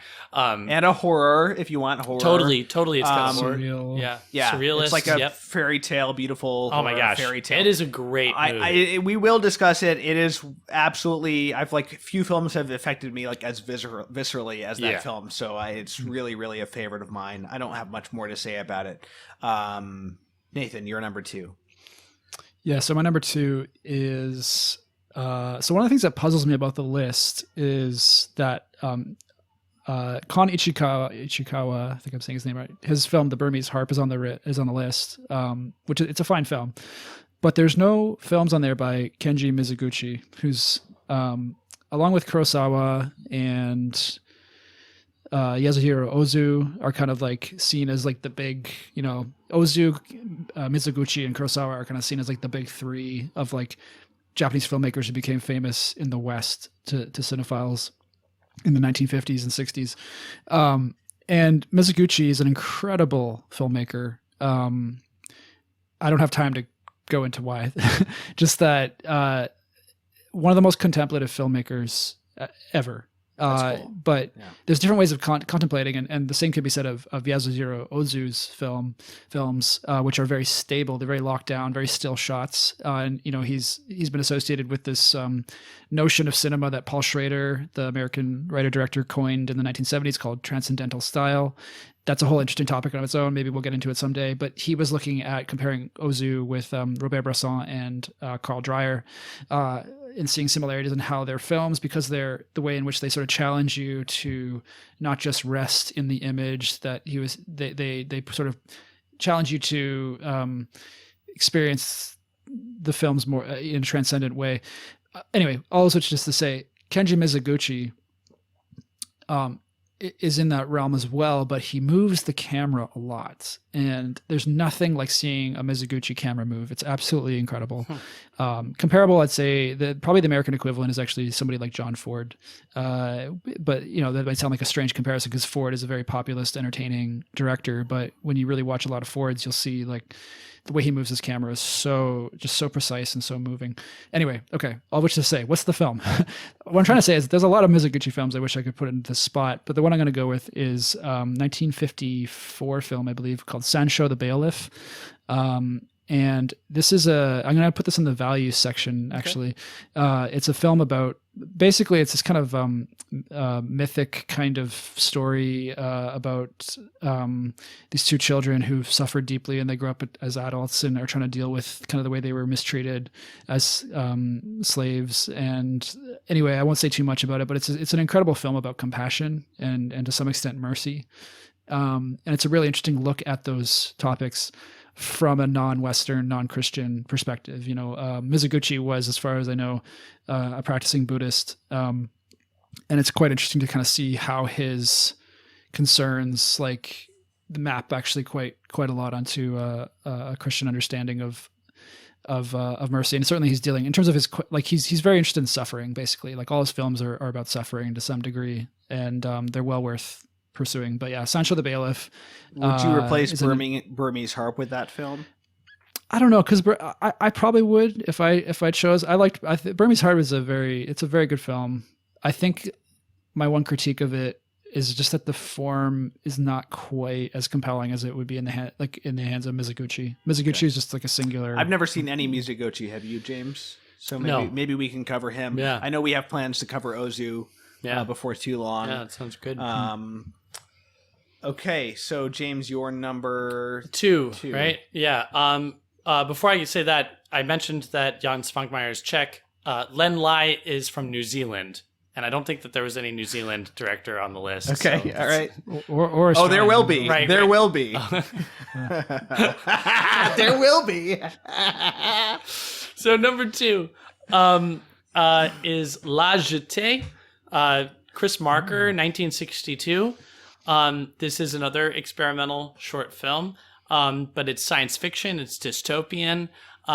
It's interesting for a lot of reasons, but one of them most noticeably being that it's entirely still photography. So it's one still photographed after another with some narration that's telling you the story that you're seeing. So it's moving pictures in the sense that you're getting this moving montage of still images, except for a crucial moment when there's a few fleeting seconds of movement. I think the effect is sublime. I think that the film is genius, and that's why it's in my number two spot. Nice. Yep. Yes. Nice. Yes. You've seen it, Nathan? I have, yeah. Yeah. It's been a while. I'm a bit fuzzy, but sublime is a good word. I was looking for that, but I missed it. I was trying to describe Andrei Rublev. Yes, sublime. That's why it's number one. Good point. Okay, La Jetée, totally. I just want to say, like, it's singular in that sense. You watch it and you're like, I didn't know this is possible. Yeah, like it just. Yeah. Well, I'm gonna have to watch all these. And films, Chris Marker is James, very cool, but I think that this one is my favorite, and it's one that I've returned to many times, and at no point have I ever I've yet to exhaust its coolness. Did Chris Marker make a Tarkovsky documentary, or is that somebody? He did. Yeah, he did. One Day in the Life of Andrei Arsenovich. I watched that. Okay. Yeah. Great doc. Yeah. Cool. Yeah, I'm gonna have to watch all these films you're listing, James. Totally. You're the one who's bringing up most things that I haven't seen. Okay, my number one, and am I allowed to do this? I don't know. We have a series in Decalogue, right? That's a series. It's a TV series. Now this opens up a can of worms, but if I could say only this as an exception, no more TV series, no more. Brideshead Revisited, 1981. Yeah, awesome. I accept it. I accept it. like But it. if not Brideshead Revisited, then I'm gonna say Make Way for Tomorrow. I think that's a We're good. gonna do a just stuck runner-up. with We're Bridesmaid gonna do a Revisited. runner-up. Well, that's my runner up then. Make Way for Tomorrow. great values film about how we treat the elderly parents. Cool. Yeah. Nathan, you're number one. Does there anything else you want to say about Brideshead, or because like that's everybody bold knows choice. Brideshead. I mean, everyone knows the book. It's they know great. It's the same. They're just... It's awesome. Yeah. Okay. I went my there number a couple weeks ago. I'll say that I went to the castle where it was filmed. So yeah. Dang. Okay. My number one is, so you already said My Night at Maud's, and I had to put Romer on my list somewhere. So I'm going to go with a different Romer. He's arguably my favorite director, so this is a hard choice, but I'm going to go with The Green Ray, his 1986 film about a young woman who's she's going on vacation in the summertime in France and just not happy. She can't find the right vacation. And the problem is that she's looking for love. She doesn't have a boyfriend. She doesn't have a husband. She's looking for love, and the whole film is about her quest for love. It's called The Green Ray because it's loosely riffing on Jules Verne's novel The Green Ray, which the Green Ray is a natural phenomenon that happens when the sun sets and it reaches if you're out looking at the ocean or a large body of water, when the sun sets over it. Apparently, if you're watching closely, the moment the sun goes below the edge of the Earth's circumference, or whatever the term is, you might see a green flash. And this was something that I guess sailors reported. And anyway, it's a mythical kind of phenomenon. But anyway, the film kind of grabs that as, symbolic of her quest for ultimately for God, for ultimate love. It's a fundamentally religious film. That's not my observation of it. I'm drawing from something a friend of mine wrote at the Old Arts and Faith Board years and years ago. But as soon as I read that, it just made so much sense. This is a film about a person on a religious quest, not just a romantic one. And it's a wonderful film. Just caveat, since I'm mentioning it, there's a tiny bit of nudity where she's at a beach and there's she meets like a Swedish woman who's topless. It's not sexualized, but it is, something to be on the lookout for. But I think like even with that, being a possible flaw, it's a film about this religious quest. Since we're Romer, I have to mention, and the film that I actually would want even more people to see, which I'm probably not going to, I don't think I can actually include it on this list because of some of its issues, but like my favorite Romer film is A Tale of Winter, which I say it has issues because there is a brief sex scene at the beginning of it, which the director apparently wasn't even in the room for. He was very he didn't. Anyway, this opens up a whole question of like why include it in the film and all that. There's a complicated kind of reason for that. But he was uncomfortable with it. Even though he was uncomfortable filming it, so he left the room while it was being. He left the room while they were filming it. At the same time, he's a committed realist, and so one of the actors involved, like the actors kind of wanted to do it. They wanted to, get into these characters, and one of the characters was sure they did. Anyway, it's a complicated thing because that whole opening is very important for setting up the whole film. It's about these two characters who fall in love on a vacation, and then one of them disappears from the other's life, and the rest of the film is her like kind of pining for him and hoping that miraculously they'll come back together somehow. It's again deeply that they never meet again. Deeply religious film. And it's something, again, there's kind of these like issues with it. I screened it for some friends from church last Advent and just queued it up basically to start after that point, because you don't really miss a whole lot. But anyway, it's an amazing film that is about longing and it's an amazing film that you wouldn't include on the Vatican film list, is what you're saying. Well, I would, but it's like I feel like is there a third film you want to talk about?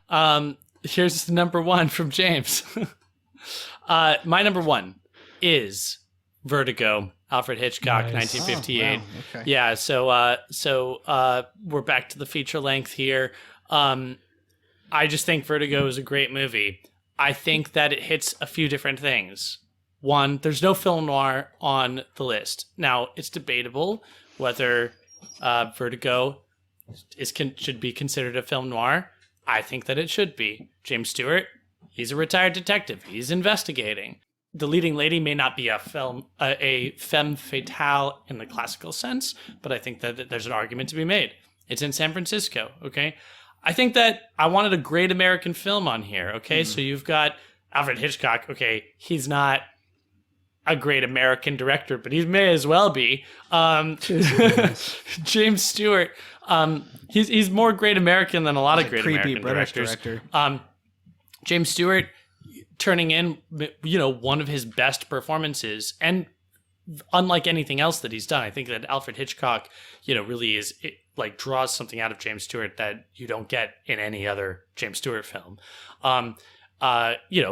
It's a great look at 1950s San Francisco in color. It's super stylish. It might not be an experimental film like a lot of the other ones that I've chosen, but there are definitely experimental elements that are very highly stylized.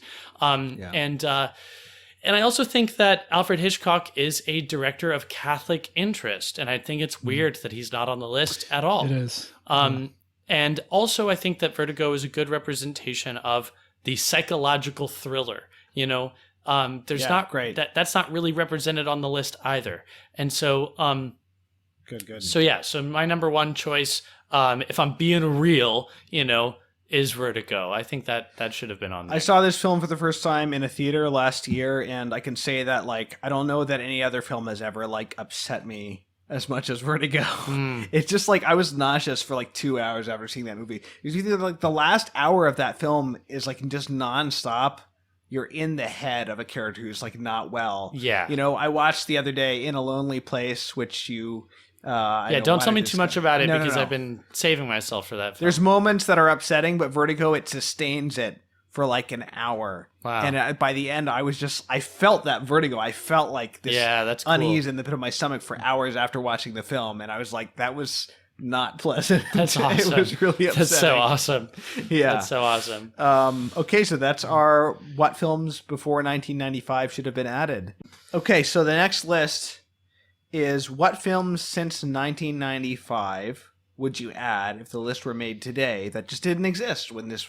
So so my number 5, and I'm not doing these in rank. In fact, this is the first one I'm going to name is the most important one that we probably all have on our list. That is The Tree of Life by Terrence Malick. It's the only film I would put up there as tying or perhaps besting Andrei Rublev as greatest film artistically of all time. Also would be one of the greatest religious films of all time, even if not, specifically Catholic, although certainly many people have discussed it as Augustinian film. I'm not going to really elaborate on it, but the question arises, do you put A Hidden Life on the list, which is actually about a Catholic saint? And as much as I hate to say it, I'm going to say no. Now, you could argue a Catholic saint is an objectively higher subject matter than just sort of the general religious musings of A Tree of Life, or it's more specifically Catholic or something like that. But I think The Tree of Life is a significantly better film artistically, noticeably better at least.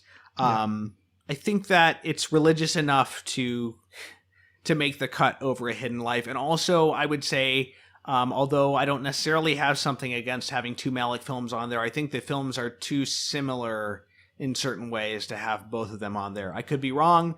My gut choice is to have The Tree of Life, but not A Hidden Life. If the list was longer and not just sort of a cross section of important films, I would of course you would include A Hidden Life. But that's I could be wrong. Cool. Yeah. So I'm gonna the same thing as before. I'm gonna go in chronological order. So my fifth film would be from 1996. It's by the Dardenne brothers called La Promesse, The Promise. And this is just such an incredible film about a moral dilemma that a teenage boy has to go through when his father basically commits a crime against these immigrant workers that they're working with in their family business in Belgium. I don't want to say too much. It's best just to discover it, but it's a sort of a breakneck immersion into just the thickness of life. And the style wise, it's shot with handheld cameras. The Dardennes are very famous for their kind of plunging you into this, you are there over the person's shoulder kind of style. It's, I think, the best kind of version of them doing that. I don't really know what else to say about it. It's just a very... It's in the neo-realist tradition. yeah, it's kind of a development of the neorealist tradition, kind of like where do you go next? And it's kind of, anyway, it's an absolute highlight of 90s cinema and a very powerful experience. So Sweet. My number 5 is Life in a Day from 2011, directed by Kevin MacDonald. This was a film that was crowdsourced. It was produced by YouTube and others. And its gimmick was to basically collect a lot of submissions of footage shot by regular people on July 24th, 2010, and build it into a documentary. Documentary, that's a category that's lacking on the list. But I also think that this film, it's very on theme for a Vatican film list. I think that the Vatican nowadays would be very into choosing this movie as one of their movies because it's like very illustrative of like the brotherhood of man and like the earth. But the reason I choose it and the reason why it's stuck with me since I saw it back in 2011 is that it's really capturing a moment. And of course I didn't know this at the time, but I took a look at it again in preparation for this episode, and it confirmed for me that it's like a time capsule of social media really at its zenith. This was 2010. Like all of the promise and the optimism of social media was really like at its like highest pitch at that moment, where we were all really believing in like what social media could do to connect people and like make the world a better place. If you think about YouTube in 2010, just how much better of a place that was than it is now, then you might understand why this is a much better film than the second attempt that was done in 2020. I didn't even watch the whole thing. All I took was a cursory glance at, they did another Life in a Day in 2020, the same kind of shtick, and it's just like, it's nowhere near. There's a kind of purity, there's a kind of almost like juvenile, like unassumingness to it, a lack of self-consciousness. Okay. That's just really, really nice. So I think it's also an interesting it's also representative of this new era in cinema where everybody has a camera in their pocket and everybody has now become like a little filmographer, and it's an important way that we relate to the moving image now. And so I think that this earns it a spot on the Vatican film list. Yeah. Interesting. My number 4, another obvious choice, The Passion of the Christ, directed by Mel Gibson. Doesn't matter what you think of this film, although if you don't like it, you're wrong. Obviously it's an important religious film. Yeah. It's obviously 5,000 times more important than any Hollywood biblical epic in the 50s, in terms of actual religious value. So, yeah, what else needs to be said about it? Everybody knows this film. Yeah. I would say for my money that The Passion of the Christ is the most important religious work of art since at least the Second World War, like bar none. It's probably true. Yeah. And I say that because I can't think of another work in any medium that I have seen in my own lifetime has become part of like the pious life of the faithful. Everyone, so many people, I'm sure we all know people, maybe we do this ourselves, watch it every year or every couple of years during Holy Week or during Lent. And it's remarkable that it's taken on this life. It's, that I can't think of a single, the only other film that I can think of that comes close to that's come out in the same time is The Lord of the Rings, where people have this deep devotion to it. Right. But anyway, that to me says a lot about its stickiness. So yeah, and if I can just mention as to my list, I never watched a lot of religious films, and most of the religious films that I've watched are on the Vatican film list. And so there's definitely going to be the films that I'm omitting that I think other people would find to be no-brainers, that are great religious films that I just haven't seen. So that's to put my list into context a little bit. But maybe not. But maybe not. There might not be that many great right, but there's at least a films. couple that I've heard of that, based on reputation, I probably deserve, but I'm not putting them on. So Nathan, you're number 4. Yeah, my number 4. So my number 4 is a Taiwanese film by the director Ho Xiaoshen. It's called Flowers of Shanghai from 1998. This would go in the art category. It could probably go in values. It's got kind of a social conscience to it. But basically, it's this really beautiful film set in a Shanghai brothel in the late 1800s. And it's about the lives of these courtesans and the men that they are their clients, basically. Now, that sounds very sordid. So allow me to maybe surprise you by saying, for a film about prostitutes, this is the most chaste, one of the most chaste films I've ever seen, in the sense that you never see there's no nudity, there's no sex, anything like that. It's basically entirely about the games, like the tabletop games, the drinking, the meals, all the aspects of the social life of the brothel that the clients are brought into and they participate in. That's part of what they're paying for, is this kind of whole experience of being, just enjoying the company of these women. And then of course it would include a sexual relationship as well eventually. But the film is not concerned with that. It's about seeing basically all the drama, all the back and forth, and the social pressures and everything. It's entirely what we glean all that from these sort of semi-public encounters of the meals, the drinking, the games, and then also there's scenes in the private chambers of like arguments and things like that. That may make it sound very dry. It's not an easy film to watch. It's a lot of long takes. I think it's very fluid. Like the camera's kind of always gliding around. It's easy to kind of fall into a bit of a hypnotic rhythm with it. It's an incredible demonstration of how to tell a very complicated story, complicated in terms of like the moralities, the moral situations it's dealing with, and the social and all that stuff. It's mesmerizing. I think it's an absolutely incredible film. I wish more Catholics would see it. It's a hard sell because it is a very slow movie to experience. You have to kind of get on its wavelength. But I can't recommend it enough. And for those interested, it is on the Criterion channel. If you have a subscription to that, I would highly recommend drinking some coffee and sitting down for that. Awesome. Sweet. My number 4 is Children of Men, directed by Alfonso Cuarón, 2006. I like that the Vatican film list includes some of these populist films, just like good old popcorn movies for the regular man.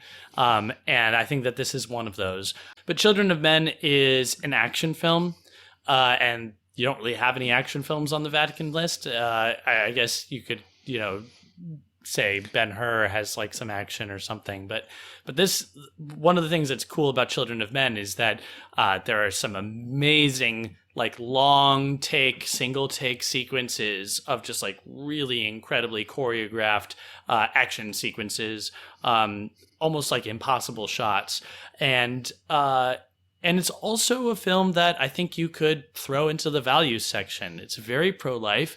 It's basically a Christmas story. It's a dystopian film where man is no longer able to reproduce. So that's the problem. And so it's a very pro-life film. It also deals with immigration, but really just sort of about the sanctity of human life. And yeah, it's a good one. Mexican Nice. director, Children of Men. Nice. Okay. Nice. My number 3, Lord of the Rings. Nice. Okay. Yeah. So here's the thing. It doesn't feel fair to put 3 movies, on there of a trilogy. These are not all of them as great films on a purely artistic level as, some of the others on the list. But you can't really just include one. They don't stand on their own. Sure you can. You don't think so? Yeah, Fellowship of the Ring you can include. Okay, so Fellowship of the Ring by itself? Yeah. No, I It would doesn't do tell all the three. whole story. It doesn't tell a I'd do all complete three. story at all. If I may, I think the question is: are the flaws of the other 2 films so great that Yes. they would, to include them together, it would mar? Yeah, I think like, that it's the whole- stronger to just include Fellowship of the Ring on its own. I Okay, disagree. but it has to be obviously representative of the trilogy because the film doesn't stand on its own. Can I just say, like, on that Sure. note, I think it's worth including all 3 together because as one whole movement, like you can see, especially on a formal level, they get more. There is a real like growth. Like the film Fellowship is the like worst formally of the three. It's like shot like a television movie at certain times. It's just like close up, medium, close up, medium, close up, medium, talk. Even though poetically, like you could say like in terms of the story, it's the most satisfying of the three, but on its own. But there's a real progression, there's a real sophistication of technique and how they start to tell that story. I think that's absolutely Right. must be kept. Like That's the thing, is that like it's a whole. this isn't a film in the art category. This is a film in the values category. And so, if you're going to have the values, you have to have the whole story. You can't just include the Fellowship of the Ring for values. I mean, the whole story, it doesn't have the meaning without the whole story, even though that I think the second and third film are inferior in certain ways. Okay, so you're number 3, Nathan. My number 3 is so actually, okay, so my original number 3 was either going to be Lord of the Rings or The Passion of the Christ. So what I'm going to go with is if it's still, it's okay to be. Yeah. It's okay to overlap. Yeah, I mean, basically, I'll just say, like, honestly, that it was going to be one of those two. So Okay. Lord of the Rings, I think, was the original. So yeah, Okay. I'm happy with Lord of Cool. the Rings and the whole. Yeah. If I had chosen Lord of the Rings, I would have chosen Fellowship of the Ring. Sure.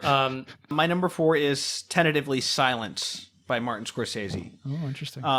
Especially if we're dropping Nazarene, I think Silence should be on there.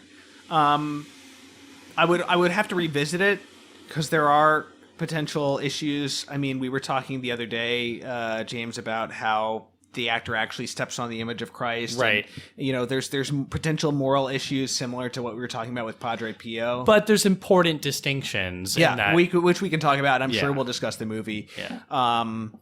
And the film is intended as a justification of apostasy. That's not debatable. Scorsese said it. Father James Martin said it, who was the theological consultant on the film. Nonetheless, I think because they're so faithful to the novel, I think that a viewer can take different things away from the film than the filmmaker intended. Right. I think that there's enough room to that it's not just dominated by the filmmaker's intention. No, enough said about that. We can get into the weeds of that when we discuss the film, and I'm sure we will. So that's my number 4. Nathan, what's yours? Well, number 2, 4 technically. Sorry, number 2. We're going Thank in you. sorry. ascending. My number 2 is Certified Copy by Abbas Kiarostami from 2010. This will probably go in the values section. It's a film about a middle-aged man and woman who seem to be going on a date in a small Tuscan village in Italy. The woman's played by Juliette Binoche, and the man's played by an opera singer named William Schimmel. And then as the film unfolds, it seems like they actually know each other, and we're trying to figure out, do they know each other? What's going on here? I can't really say much more than that. It's best to just kind of discover it. But this film ends up turning into, from what I consider to be one of the most moving and rich meditations on the meaning of what on marriage and just the relationship that marriage entails, especially with a certain number of years kind of under the belt of the couple. And it's a bit of a game, it's a bit of a puzzle as well, because again, you never quite sure, not quite sure. Like again, are they actually? Because as time goes on, it seems like they actually might be married to each other or divorced or separated. Like it's, and the film's playing with that, but it's such an incredible look into all the intricacies of, the love between a man and woman and the hurts and just I feel like that. It's a mysterious film and a very, very, very powerful one. My number 2, Into Great Silence, directed by Philip Groening, 2005. It's another documentary. Nice. I think Groening approached the Carthusians about doing a documentary about their way of life, and they said they would get back to him. And then he heard nothing for 16 years when they finally responded and said, you can come, but you have to come by yourself, basically. So he did. It's a great example of cinema verite. It's no artificial light, no music. It's a very direct film, and very durational. Some sequences are actually very, very brutal in their sort of commitment to documenting the silence and the sense of duration. I think that this is something that film can accomplish very well. Great. that we maybe don't have a good example of on the list. But here it's like you'll either fall asleep or you'll go crazy or you'll like pass through into the sort of the contemplation. Definitely a film that any Catholic with an interest in film should see. 100% should be on the list. Yeah, so my last pick is La Promesse. I just saw this for the first time recently. Amazing film about conscience. So yeah, Crisis of Conscience. Yeah. Yeah, my number one is big surprise, Tree of Life. Nice. There's just nothing else. It's absolutely untouched.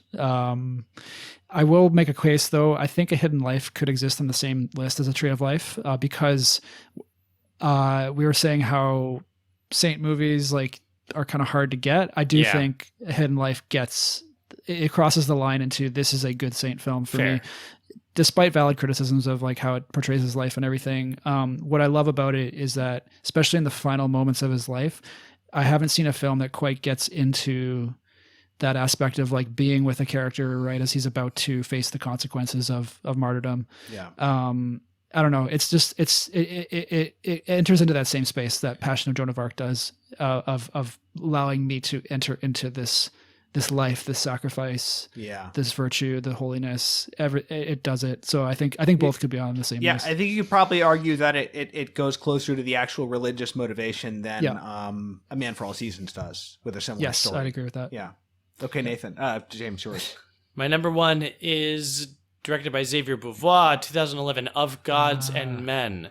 For me, this film is my touchstone for a depiction of genuine spiritual wisdom in a film, and a very authentic depiction of interior struggle and spiritual growth. I think that it is the best saint movie of all time. These guys aren't saints yet, but they're blesseds. They're part of the Martyrs of Algiers. And it's just a great movie. Of Gods and Men, number one pick. Okay, well, I'm glad we seem to have covered most of the missing genres and categories and even nationalities of I mean, there's not nationalities that are still missing, but film cultures that were missing on the Vatican film list. We hit noir, at least a type of noir you got with Vertigo, comedy, romance, action with Children of Men, more world cinema with Kiarostami, documentary. You got a couple of those on there. The only one it's not even a category. My runner-up would just be Something by Miyazaki. I'm not that familiar with his work. I just think you got to have him as an outstanding exemplar of animation. And I mean, if you're going to have Disney, you got to have Miyazaki. And Spirited Away is just a much better. It's basically Wizard of Oz, except way better. Girl goes to Fantasyland, has to learn some lessons and come back. So yeah, I don't know what film by Miyazaki, but it's got to be something by him. Yeah. Yeah, I would throw on Under the Sun of Satan, adaptation cool. of the Bernanos novel by the French director Maurice Pialat from 1987. Incredible film. Incredible. I think it's actually, I enjoy the film more than the novel, to be honest. But and that's just, again, like the other Bernanos adaptation, we talked about Diary of a Country Priest. There's just so much there to kind of soak in. It has an amazing performance by Gerard Depardieu. Yeah, totally. Who's a Hulk, someone on Twitter once described him as a human Shrek, which is a good way of putting it. But he's playing this meek priest, the main character of Bernanos' story, who's, tussling with the devil basically. And it's a very, very harrowing, I find quite beautiful film. There's so much John Ford that could go on here, but I think a film like The Searchers, I would actually prefer replacing Stagecoach with The Searchers, or even The Man Who Shot Liberty Valance. But anyway, any number of Fords could go on here. Just incredible filmmaker.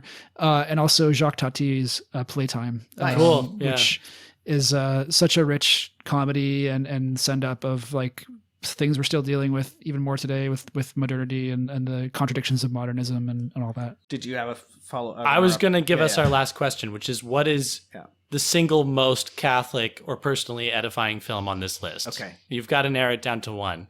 Okay. Just what is the most... I had done one for Catholic and one for edifying. Nope, pick one. Oh, gosh. It's impossible. I'll go first if that'll help you. Maybe we can... Yeah. I got my answer. I know my answer. Okay. Yeah. What is it, Nathan? What have you got?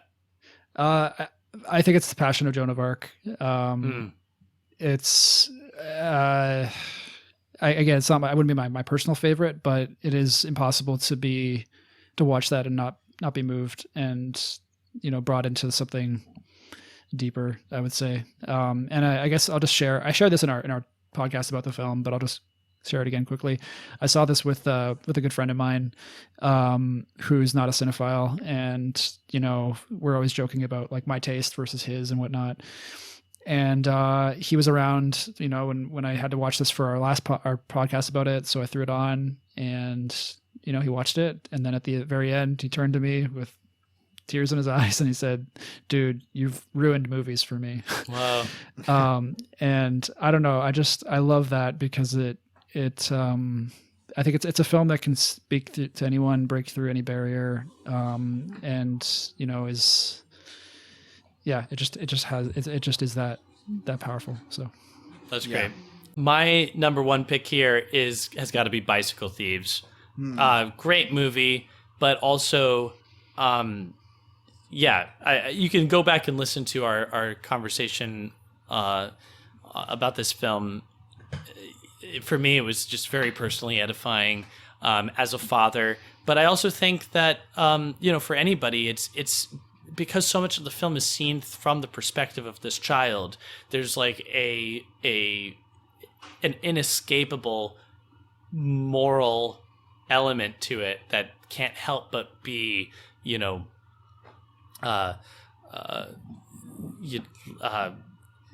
instructive to whomever watches it. So yeah, Bicycle Thieves, I think you could make an argument for it being, the best film on the list. But I didn't mention it earlier because I knew I was going to mention it here.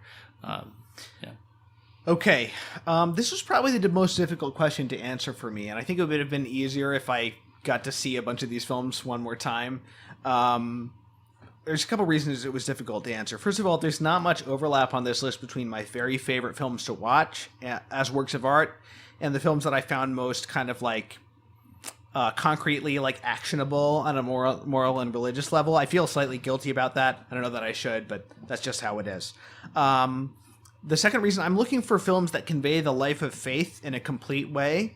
And it seems like more of these films convey an aspect. Like Joan of Arc, I would say that film conveys an aspect. It's this very like operatic kind of like this one moment, rather than conveying holiness or the apostolic life in a more complete way.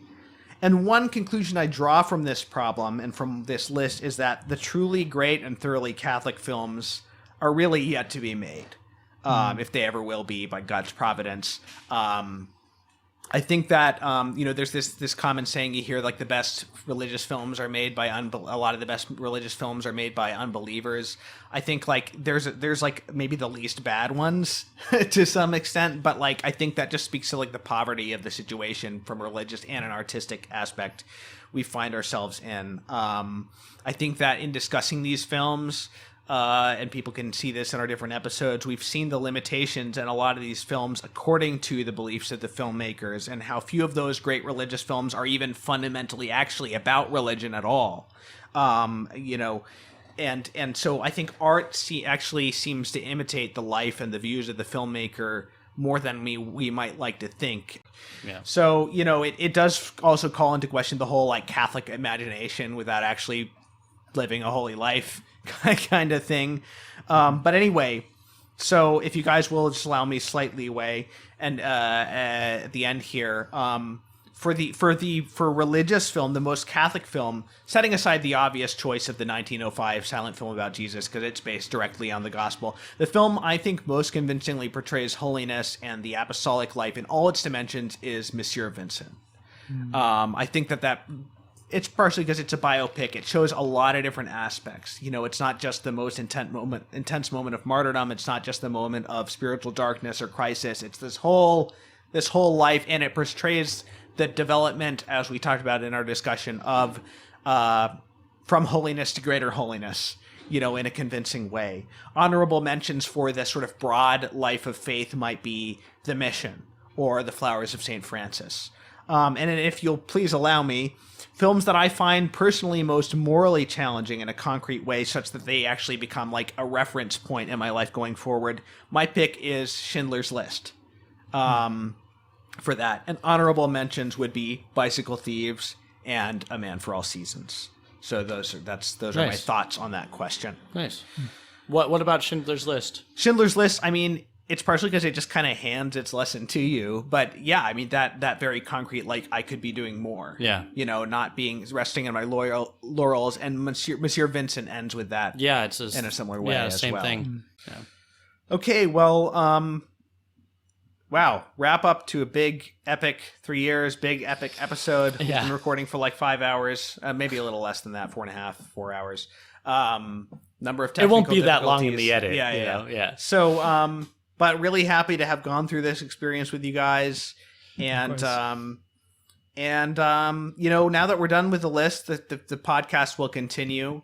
And it'll free us up to do a number of things. One of those films is just to sort of pick films whimsically that we like, and they aren't in any particular category. Another thing we'll be able to do is talk more about some historical issues, other papal documents on cinema, the Legion of Decency.